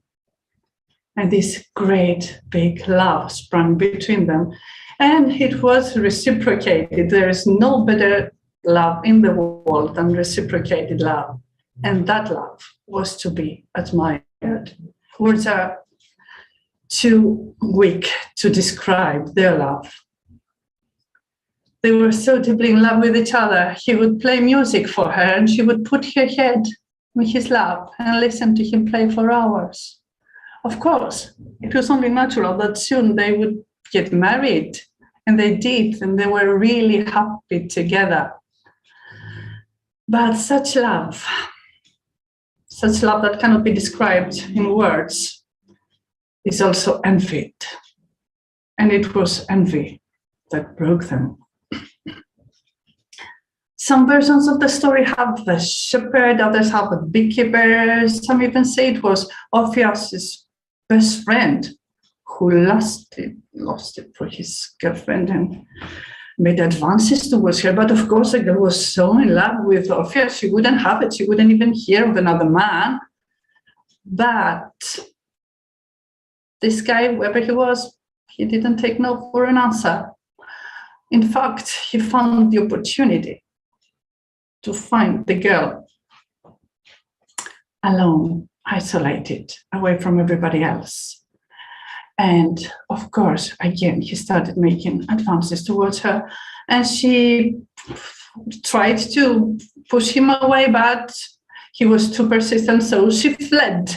She started running, and as she was running inside the woods, well, alas, it was a viper she stepped on. And of course, the viper snapped at her and bit her on the ankle. Soon the girl was dead. When Orpheus found out, when he saw the love of his life lying there, he could not believe it. He was inconsolable. But he couldn't grasp the idea that he would so soon depart from her. He was not ready. He was not ready to let her go. So he decided to do the unthinkable. He would travel all the way to the underworld and try to bring her back. And he did. The only thing he took with him was his lyre. He started walking. He walked far and he walked downwards, far and further still, until he reached the great big river Acheron. And the boat driver, the ferryman who was on the other side, started rowing his boat towards him to the other side of the river. But when he was near enough, he could see that this person waiting for him at the edge of the river, this was no soul. This was no dead person. It was a person very much alive, in fact, and he told him off. He told him he had no business there. And then Orpheus just simply sat and started playing his lyre. And the ferryman, well, all the years he had been doing this job, it seemed an eternity, taking souls across from one side of the river to the other, had never been entertained. And so wonderful was the music that when the musician started playing, he asked for more. And of course, Orpheus said that yes, he would, if only he would pass him across the river. And so he did. And of course, Orpheus, true to his word, played some more for the ferryman. And when he was across, he kept walking far and further still and downwards until he reached the great gates of the underworld, the realm of Hades, where a great big beast, the hound of the underworld, the hound of Hades, Cerberus, laid guard. And of course, as soon as he saw the mortal approaching, he started growling with all three heads of his. But Orpheus simply took out his lyre and started touching the strings again. And the music he played was so soothing that even the beast calmed down and fell on the ground and was soon asleep. Thus he went inside the doors. And he started working further and downwards. And he could see around him the shadows of the ones that were once living. He was surrounded by them.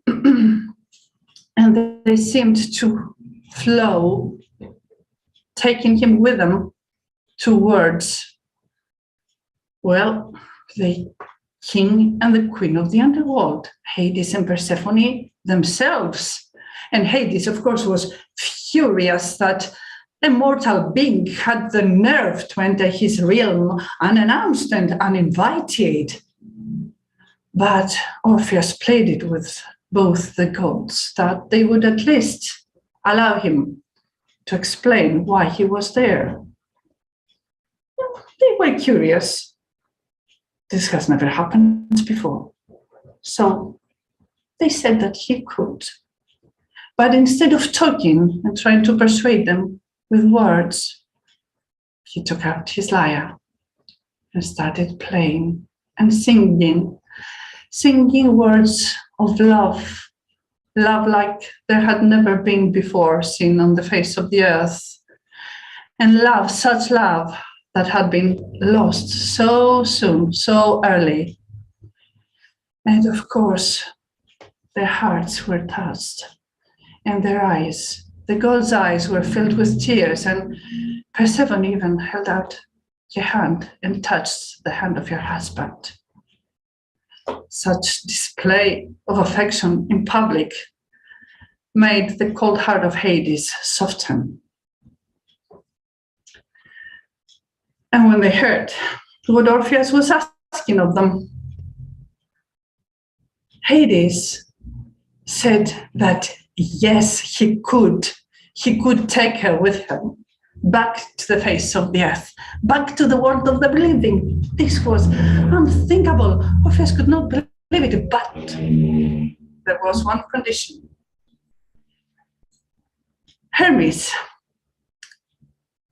the gods' messenger and soul guide, would guide her through the underworld all the way to the exit, back to the place where Orpheus had come back from, but Orpheus would have to precede them. And under no circumstances was he allowed to ever have a glance behind his shoulder and check. He would have to rely on the word of the gods. Orpheus, of course, said yes, he would. And as soon as Hermes was invoked, well, Orpheus started walking far and further still and upwards this time. And behind him, he left the gods and the shadows of the ones living. And behind him came Hermes and Eurydice, the shadow of the girl she once was, of course. He was walking far and further still and upwards, all the way back where he had come from. But as he left the underworld behind him and approached the world of the living, approached the gates, he could hear nothing. His ears could catch no noise, no sound whatsoever.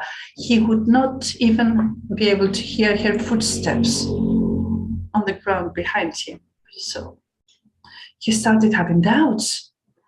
He was not certain if indeed his beloved was behind him, or if the gods had decided to play a trick on him and have a laugh at his expense.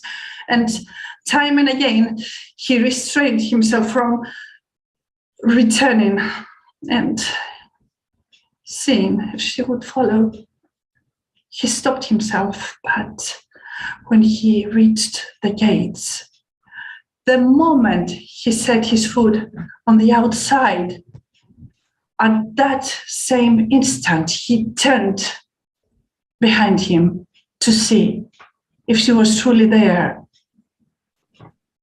But alas, he had not given her time enough to set her foot on the outside world. She was still inside. And the moment he turned and saw that she was indeed there, the same moment she was sucked behind to the world of the dead. He kept calling out her name, Eurydice, my love, but there was no way for them to be together again. The great gates closed to his face, and the Cerberus, the hound, started growling, and he would not grow calm this time. Orpheus wept and cried, but there was nothing more this mortal could do.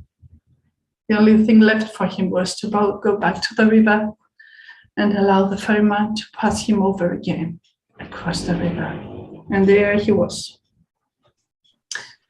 in the land of the living, all alone, without his love. He felt that life was pointless, and he would very much like to end his, only he knew that this way, from what he'd seen, he would lose his only chance of ever being with her again. He had to endure. So he returned. He returned to the world, and he returned to his music, but there was no joy ever to be found in his music again.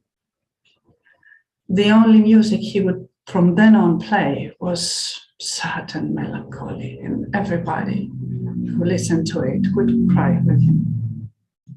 But the things he'd seen, the knowledge he had acquired back there, down there, he started living a different life.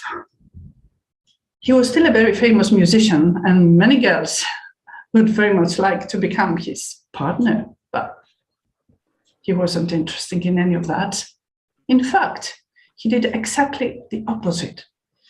He started leading a life of, let's say, purification, away from all the delights of the living, not interested in women or in other passions of the humans.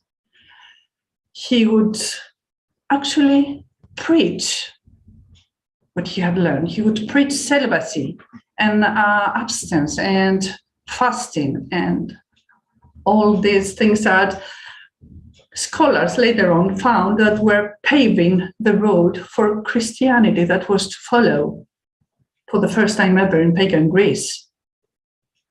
And he started having followers. He started having disciples. And at that part of Greece where he would reside, the northern part, you heard Diana tell you before that Dionysos was a great god there. People worshipped Dionysos, and these things that Orpheus was preaching now were the exact opposite of the worship of Dionysos. So as more people started following Orpheus and his example and his teaching, well, they started avoiding women and scorn them. And women there, well, they were the maenads of Dionysus. And they were wild. They would go out to the forests at night to hunt. Not very sure of what they were hunting. This was a very carnivorous way to worship the god. And in one of those hunts, well, they get hold of Orpheus. It was holy mania that had taken hold of them, but they ripped him apart. He was forever done. They cut off his head, and they say that as the severed head flowed down the river where they threw it, it was still singing songs of love for his beloved, whom he would soon find again. And that was the end of Orpheus and the tale. Despina, that was lovely, and it was very well told, and thank you very much. Thank you. The truth is that I very much like this story. It is very well known, but I like it because it talks of the feelings of loss and mourning all of us humans face, and sometimes we're unable to manage it. Yeah. And in accordance to this story, I found a poem wrote by a Greek professional consultant of people in mourning, in grievance. This is what the girl does. She's called Nancy Psimenatou, and she's written this poem which reflects how a person who suffers from loss feels. And I would like to read it to you, if that's okay. It's very short. Okay. It's called Don't Make a Hero Out of Me by Nancy Simenato. Don't make a hero out of me. Don't make a heroine out of me. Just let me be a person. I mourn my loss, the loss of my kid, my health, my companion. Don't exclude me from your life. Don't push me out with a, what can I say, what you're going through is huge. Tell me about your life, your problems, your dreams and desires, and ask me how I am. Remind me that out there is joy, hope, love, faith. Call me on the phone, invite me to your house or on a day trip or for shopping. And if I don't want to go, let me be the one to say no. Don't cut me out. There's nothing heroic about grieving, mourning, or being ill. It's all human. And if you're scared of being close to me because I remind you that that's life, face your fears and invite me to sit beside you as an equal. Let me be a friend, a companion, a brother. Do not condemn me to being a hero. Do not condemn me to isolation. Do not make a statue out of me. Just let me be a person. So, thank you, Nancy. Right, that's lovely. Thank you very much. John, if you're the host, the WSTC site, there's a few noises coming out through the back of it. Can you? I can't. I can mute everyone else, but not them. I think it's the cafe. I think it's the cafe. So is that what it is? Right. Can you contact them? I can't. No. But I can ask them. If anyone's listening in the cafe, could you mute yourself, please, or whoever is on WSTC, which I think is the cafe. So that'd be fantastic. But Despina, that was fantastic. Yes, absolutely. And I would like to say that you don't have to come to England or go to America to learn English, because your English is very, very good anyway. Okay, absolutely. Okay, right. So we've been going for 2 hours now. So I'm going to call a 5-minute comfort break because I need to go to the toilet because I'm old for no other reason at all. So I'm going to unmute yourself. You can chat, get yourselves a drink, go to the toilet and everything else. I will come back in about 5 minutes. And then I've got David and Jackie. We've got Norman and we've got Keith and we've got Susan if Susan wants to do. I'm not going anywhere. You will get a chance to tell a story if you want to tell a story. Yeah. Thanks for the Biffy break. Now we all have to go. Oh, no. But we all were just styling it out, man. I took my camera off and went, Rona. Hey, Rona, can you hear me? Yes. Hi. I'm sure it was you. The more I think about it, the surer I get. Do you want to privately message me your email? Because I've actually logged the story, or a version of it, and I'd love to send it to you and hopefully jog your memory. Would that be okay? Oh, of course, absolutely. Okay. Rona, wonderful. Be very careful of Baden's true stories. Baden's true stories are about as truthful as a politician's promises. Rhoda's already told me that she believes that story that I told her. Of course I do. She doesn't believe the first bit, which is the true bit. She believes it from beginning to end. She actually believes in the last line where the man asked me for a coffee and I told him what I told him. So, yeah. Sounds a lot like you and Marrakesh, but anyhow, I think I'm going to make that run too. I'll see you guys in 4.5. Okay. 4.5. Oh God. Dear Lord. Well, it's just quietly gone dark where I am since I've been sat here. It's 7 o'clock in the evening. It's now 9 o'clock and the sun has gone down. Yeah. Gosh, yeah. Yeah. Been dark here for a while. Been some beautiful stories tonight. I really, I thought I missed it. I thought it started at 6, so I logged in and nothing going on, and I thought, oh my God, what's happening? Yeah. Well, it changed, Baden, with when we changed the British summertime. When we changed the clocks, we came back to 7 o'clock. So it'll be 7 o'clock now until we change the clocks again, and then we'll decide what we're going to do for the winter. Okay. Okay, and I'll tell you what's really lovely. Our multilingual speakers, not only do you, I know Mike keeps going on about how good your English is. That's, to me, just part of it. The real charm is hearing stories is hearing different voices. Not just the accents, but, you know, every storyteller's got a different voice, you know. Even Norman, who's on here, even his accent's quite What do you mean even? Well, I'm sorry, I'm Canadian bland. I don't have an accent. Yeah, that's Yeah, we steep everyone's language in warm water until all trace of a Canadian accent is gone, and then we release them into public. So Baden, how many languages do you speak? I speak English, I speak Caribbean patois, I speak, surprisingly, I still speak grammar school English up to O-level standard. I speak a little bit of Spanish, and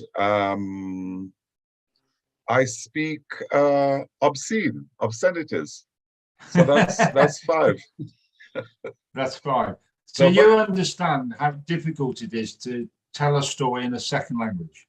Oh, absolutely. And I mean, okay, I don't really talk about this stuff much, but my education includes an English degree, and I'm also I'm an almost trained secondary school teacher, and I've trained to teach English as it was called then, as the second language.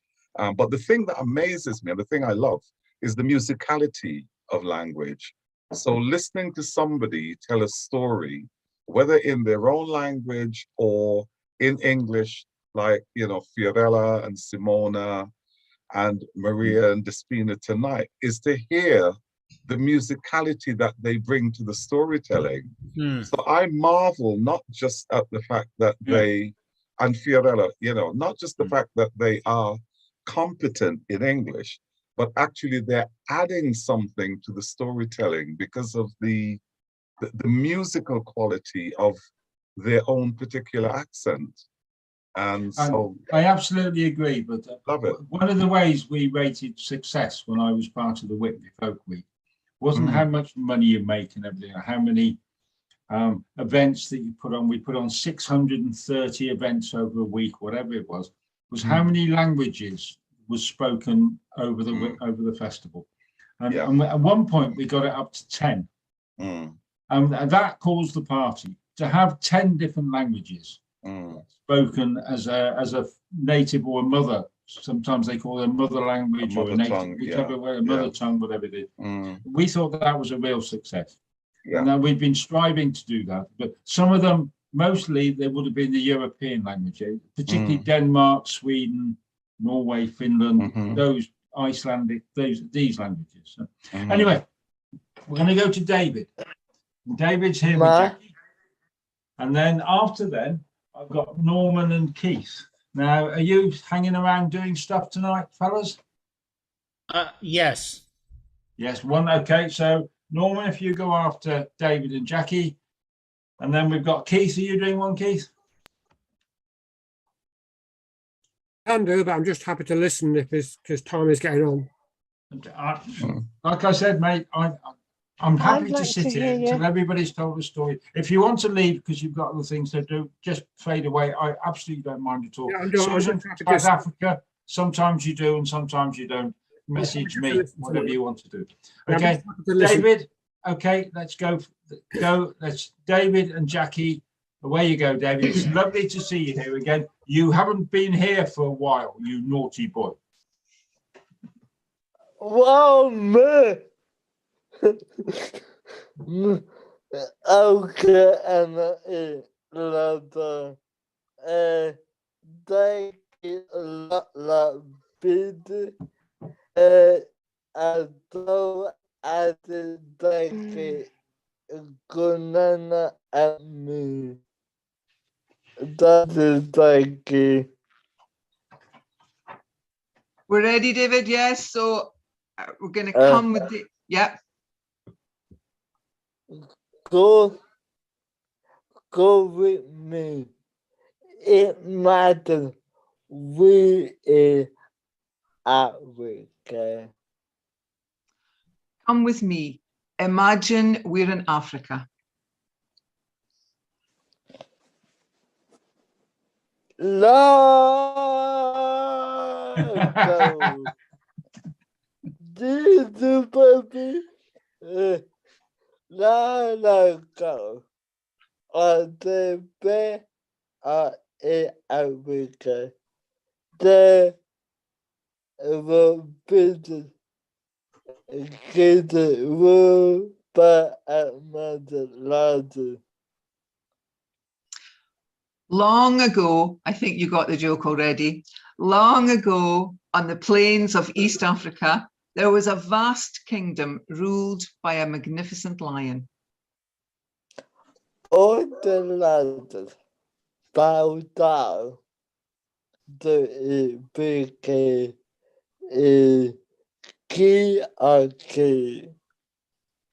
All the lions bowed down to him, proclaiming him King of Kings. Poteki volibe at the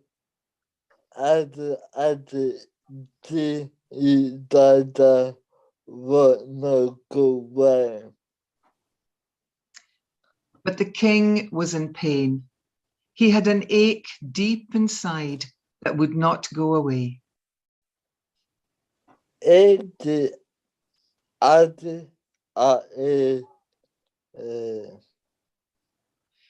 sat heavy on his heart. The breaker. I gay. Oh, but I gay. Oh, baby. So what happened that way? The king pondered, I am king of the lions. In fact, I am king of all the beasts. So why do I feel this way?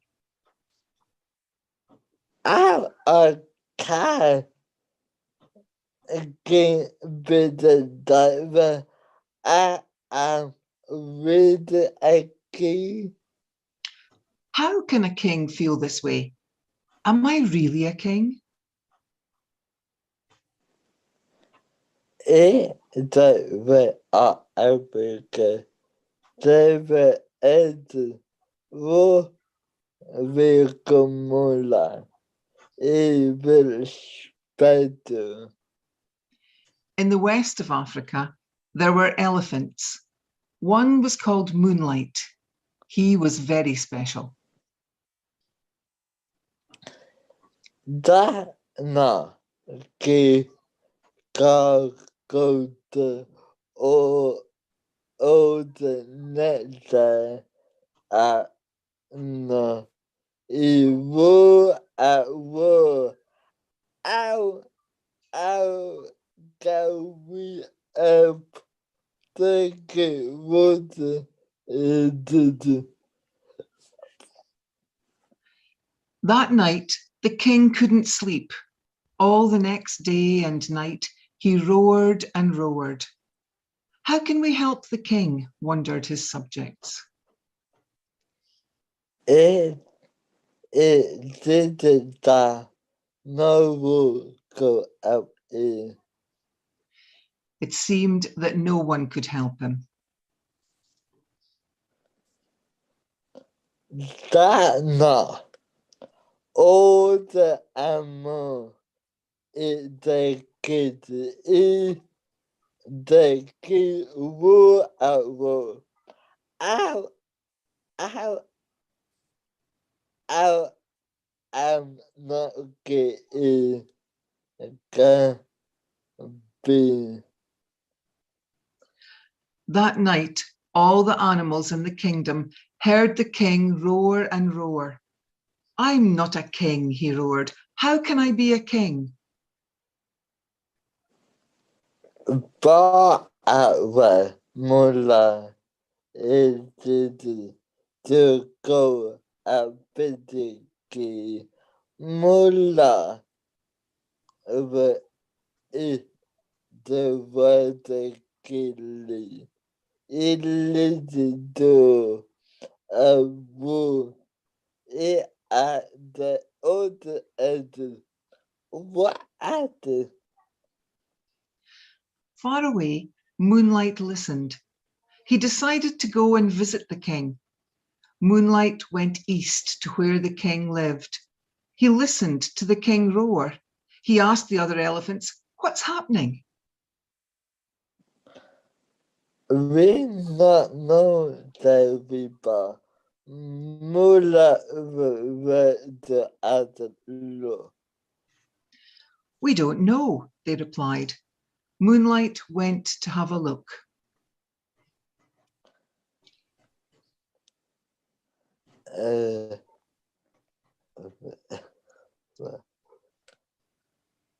Neta, weki mula vita mula pauta loboteki tomati. Next day, when the king woke up, Moonlight was there. Moonlight bowed low before the king. Your Majesty. Deke a o a am mula to aki. The king said, who am I? Moonlight said, you are the king. I'm not king the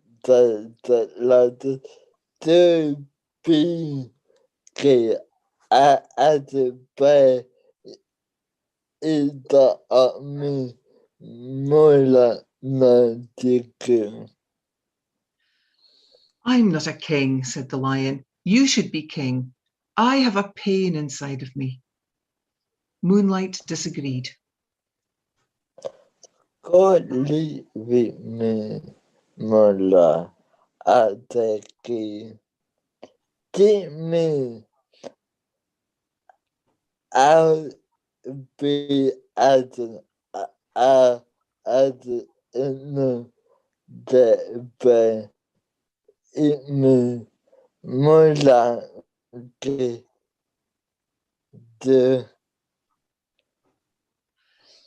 Come live with me, Moonlight, asked the king. Teach me how to be happy. I've had enough of this pain within me. Moonlight agreed to stay with the king. doesn't kill the with the as a go. Slowly, the king learned that with time, everything comes right. And that's David's story. That's a good. David, like I said, thank you very much for being here. You've been a naughty boy. You haven't been here for a while. You need to come more often. And Jackie, thank you very much for helping out, Jackie. Well done, Jackie. Thank you very much. Thanks, Jackie and David. I'm especially honored, David, that you chose to do a story out of my culture and as well as a story about a lion, because that's one of my totems. Asante Sana, thank you very much. And thanks, Mike, for letting me say that. Yeah, that's okay. Right. So we're going to Norman. Are you doing one? Yes, I have a story. And in then fact, after that is Keith. Keith, then we're going to Susan. Susan, are you doing one? Put your hand up or no? Yes, we've got, right. So we've got three more, Norman, Keith and Susan. Then I think that's everybody, apart from you, Steph. Are you wanting to do one tonight? No, darling, I'm appreciative audience. I know, but I'm going to ask you anyway. Thank you, darling. No, I'm listening and enjoying. Okay, so we're going to go Norman, Keith, Susan. Okay, so Norman, over to Canada. There we go. Yeah, all right. Thanks, Mike. And David, that was okay, it's been a long time, but I do recognize a real difference in your storytelling. And so, you know, the actual pacing of the words and everything like that. So keep at it. I'm looking forward to hearing you again. This story I'm about to tell comes from a long time ago, far over the ocean to a small country. I think it's made its mark in the world, called England. And it was written by it's a fiction tale by Terry Jones, who's also done a thing or two in his time as well. So, but the book is not all that well known. Well, there's one called Fantastic Tales, and the other one isn't. And I think this story comes from Fantastic Tales. But I recommend you look up Mr. Jones' book. It's beautifully illustrated by George Foreman, and because I really enjoyed it. Anyways, once a long time ago, there was a king who had a beautiful glass cabinet. And where the glass cabinet came from, well, you will have to write your own story for that one. But this cabinet had a special power. You could open up the doors, reach inside, and pull out whatever you wanted. A pair of shoes, some food, whatever. Now, the king liked to get chocolate milkshakes out of the cabinet because they weren't easily gotten by where he was from. And or sometimes tickets to a storytelling festival in the country, like in Fate. So that's what he would do. But there was one thing that he always had to do whenever he took something out, is he had to put something back in. Could be anything, a rock, an old shoe, anything, but it had to be done, but nobody knew why. Now, there was a group of thieves who thought the king certainly did not take proper advantage of such a wonderful cabinet. And so what they did is they made plans, and they sneaked in one night into the castle, up the corridors, up to the strong room, and they unlocked the locks, they unchained the chains, they opened up the doors, and there was a cabinet. And they opened up the cabinet. Well, there's nothing in it. All you had to do is reach in and pull something out. And this is what the thief and the thieves did. They reached in and pulled out a bag of gold. And the second thief said, I'm going to take 2 bags of gold. And he took out 2. And the third thief said, I'm taking 3 bags of gold. And so they kept on pulling out bag after bag after bag of gold. They couldn't stop themselves. They never put anything back. And they kept on pulling out and gold, more gold and more gold, until at last the chief thief said, I can't stand this anymore. And he took the bag of gold in his hand and he smashed the glass cabinet. And they all fell down dead among the shards of the broken glass that was once the cabinet. And of course, the next morning when the king found out what happened, well, he had the bodies of the thieves taken away to be buried, and the pieces of the glass cabinet could not be put back together again, but they were carefully swept up, and they were all melted down and made into a huge glass globe of the earth, and put on display in the king's courtyard to let people know that the world is as wonderful and as strange a thing as a glass cabinet, and that we must take care of it. That's the end of that story. Wonderful. Oh, thank you, Norman. That's lovely. Right, we go to Lincolnshire, to Keith. We've sat here for a long time, Keith, tonight. Since 7 o'clock. We've both been sat here since then. And it's lovely to be in your company again. And so here we go from the East Anglia, from the other side of England. Okay, by popular request, I'll tell this story. I was a bit disappointed because it's St. George's Day yesterday, and 2 people said that George didn't kill the dragon. But, you know, there were storytellers, so who can believe them? But this is a true story about a dragon that did live in Lincolnshire, in the Lincolnshire Wolds and Lincolnshire Hills. And it's a long, long, long time ago, not in your time and not in my time, but in the time of Sir Hugh Bard. Now, he lived in South Ormsby. And he was a very brave knight, and he owned land in the area, and he looked after his people that he rented out the land to. But if you, even today, you travel from South Ormsby down into the valley and up through Catesby to a place called Wormsgate. Now, originally it's called Wormsgate because that, in the time of Sir Hugh Bard, was where a ferocious dragon lived. Now, that dragon was about tall as a house. It was covered by green and grey scales. And it had the usual sort of proportions of a dragon with relatively small arms and his torso and his top, and the big legs, broad legs that he stood on. And his head was as big as a dustbin lid, and 2 eyes as big as pudding basins. And he had a big long tail that when he whipped across, it could cut a man in half. A ferocious beast. Now, dragons normally, they breathe out fire and smoke.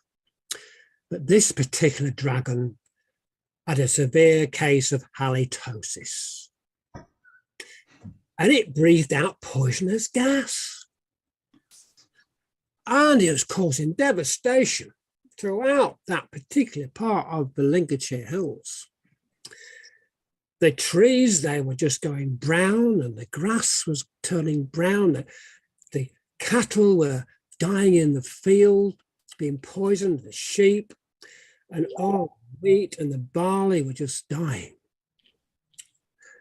Now, this is a very ferocious dragon, but he had one weakness, and that was on his right thigh. He had a very vulnerable spot, which was covered with brass plate. Now, Sir Hugh Bard in South Ormsby in the valley said, this is no good, we'll have to defeat this dragon. We have to do away with this dragon. So he challenged the dragon to a duel. And so on the marshland between the Lincolnshire Hills and the coast near Mablethorpe, they had a duel. And Sir Hugh, he was dressed in all his armour, and he had a sword and shield and javelin and lance. And just to help him along his way, he had the local priest pray all night prior to the duel. And he also chose the evening of his wedding day, just for luck. And so they met on the marsh. The demon, the demon that was there in the eyes of the dragon. He was so infuriated this mere mortal should challenge him. And so there were 300 yards apart or so, and they charged towards one another, getting closer and closer and closer. And suddenly there was a flash of lightning, a clap of thunder, and the dragon hesitated. And Sir Hugh, he threw his javelin at the dragon, and it glanced off his shoulder, and out of his shoulder poured green blood. And so they separated again, and and faced one another. The dragons, so infuriated, they chased again, they galloped towards one another. And just before they met, there was a clap of thunder, flash of lightning, all around. And the dragon hesitated. And Sir Hugh this time, he took his lance and he thrust it at the body of the dragon. And this time it wounded the dragon and this green blood pours out from his side. But he was so angry and so furious, being wounded twice. And they turned and they faced one another, chasing then towards one another, facing one another, galloping towards one another. And again, there was a flash of lightning, a clap of thunder, and the dragon hesitated. And this time, Sir Hugh with his sword, he thrust it into the thigh of the dragon, through the brass plate into this very vulnerable spot, and the dragon fell down with a big crash. And it was so loud you could hear it even as far away as Much Wenlock. Now, just to make sure, Sir Hugh got off his horse and he took the sword and he chopped off the head of the dragon. Now, the king at the time was King Henry, and he was so pleased with Sir Hugh that he changed his name from Bard to Bardolph, gave him the right to put the symbol of a dragon on his coat of arms and on his shield, and gave him the authority to charge a horn of salt for every wagon load of salt that was brought from the salt pans near Mablethorpe and across the Wolds to Lincoln. Now, you may or may not believe in dragons, but behind me is the burial mound of Celtic men and women, but also it's the place where the Wormsgate dragon is buried. If you should come with me on the road from Boston up to Louth, we would pass through Wormsgate and that burial mound, because that's where the Wormsgate dragon is buried.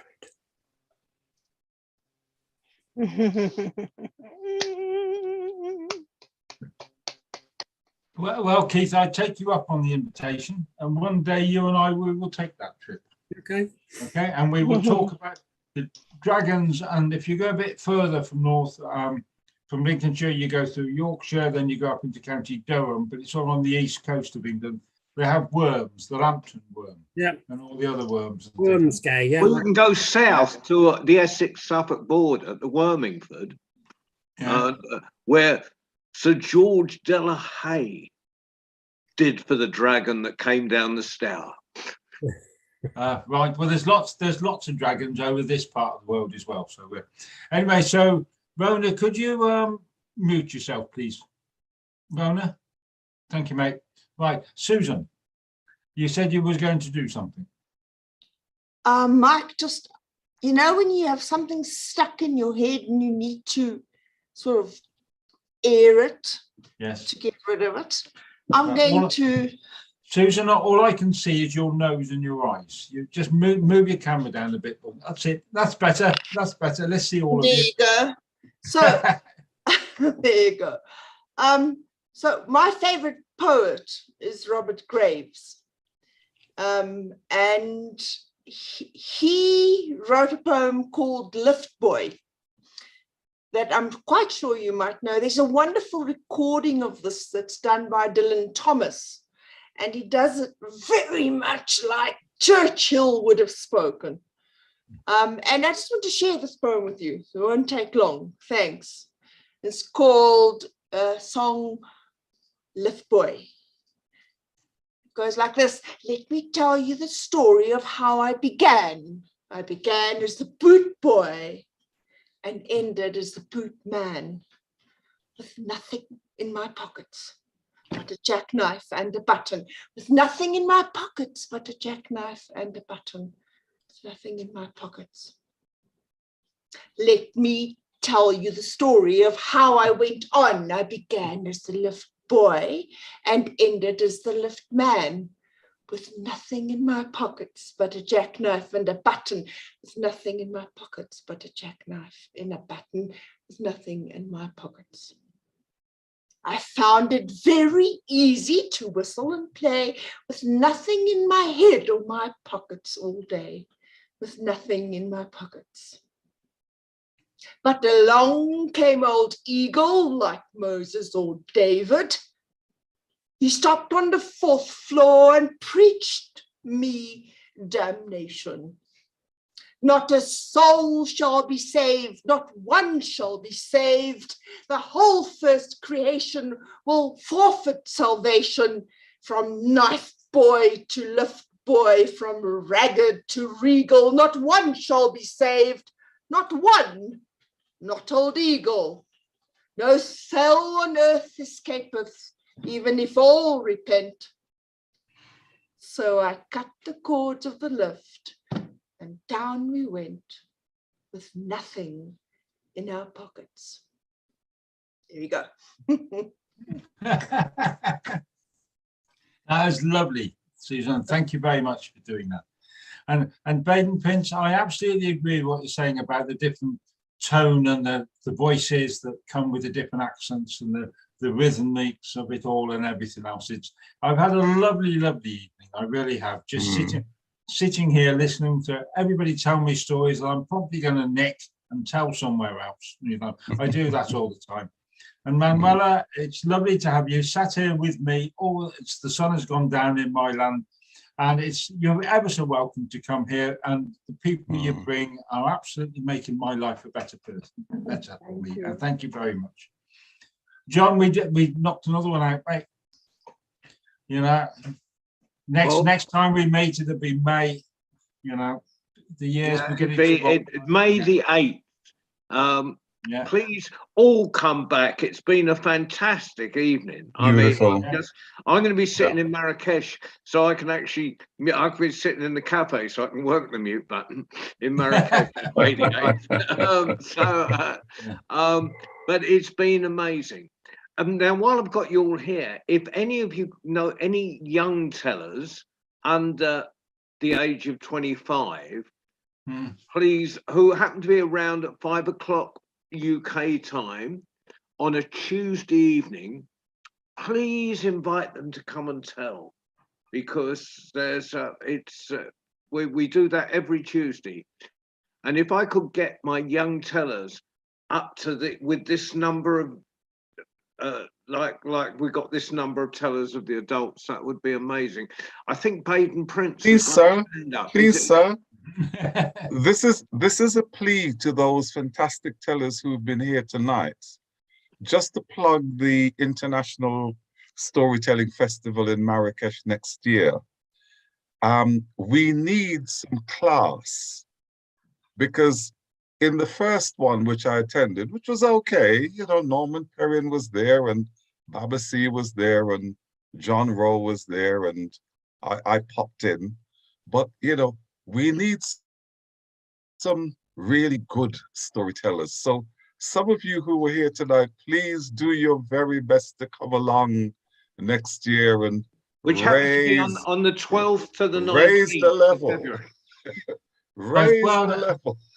Baden, that's fine, but before they do all that, we're having a festival here in Shropshire between the 8th, 9th and 10th of July, the second weekend, and we've specifically aimed at getting the youth in, John. So we've got a poetry slam going on, we've got a language thing where we've got a French, Rian van der Mask is telling stories on Zoom in 80% in English and 20% in French.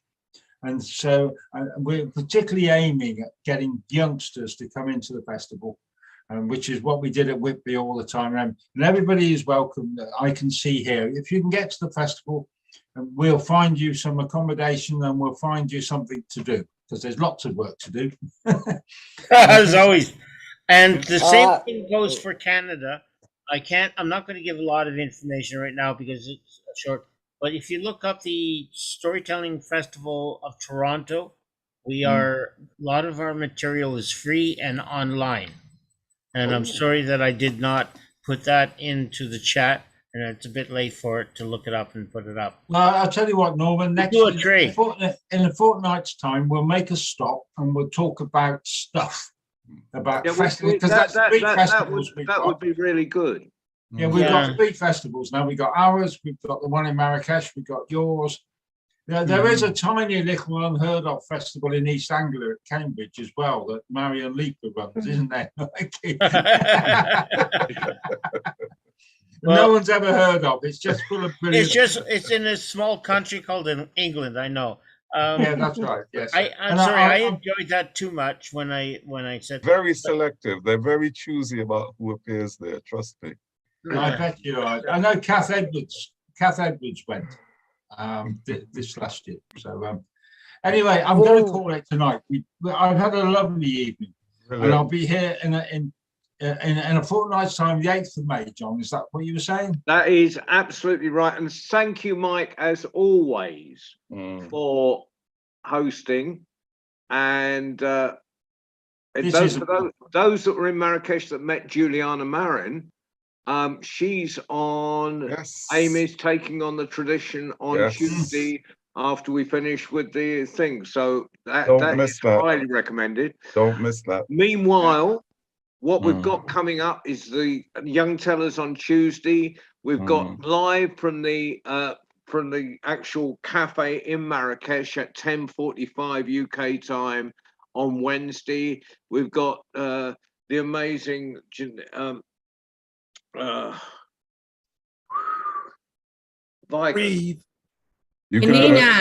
going to say Janine, and I've only known her 3,000 years. Janina Vigers on Friday, and so it goes on. Beautiful. See you all through, and thank you, Mike, and thank you, Ali, for thank you, Ali. Good night, Ali. Thank you. Time. Thanks, everybody. Good to see you all again. Take care. Nice to see you all. Thank you. Stay blessed. Hey, there he is. Take care, The magic Ali. copper Thank palette. you. Yes, thank you, Bye-bye. Ali. Take care, everybody. Everybody take Thank care. everyone. Bye, See you all. Yeah, bye-bye, bye-bye. Thank you, Mike. Bye-bye, bye-bye. Bye-bye. You can have your supper now, Ali. Bye. Thank you, John. I'll be looking forward to mine now, John. So since I speak American, does that mean that Norman speaks Canadian? No, you just speak something strange. All right, good people. Take care, David. Thank you for your story. To be continued. Thank you so much. To be continued.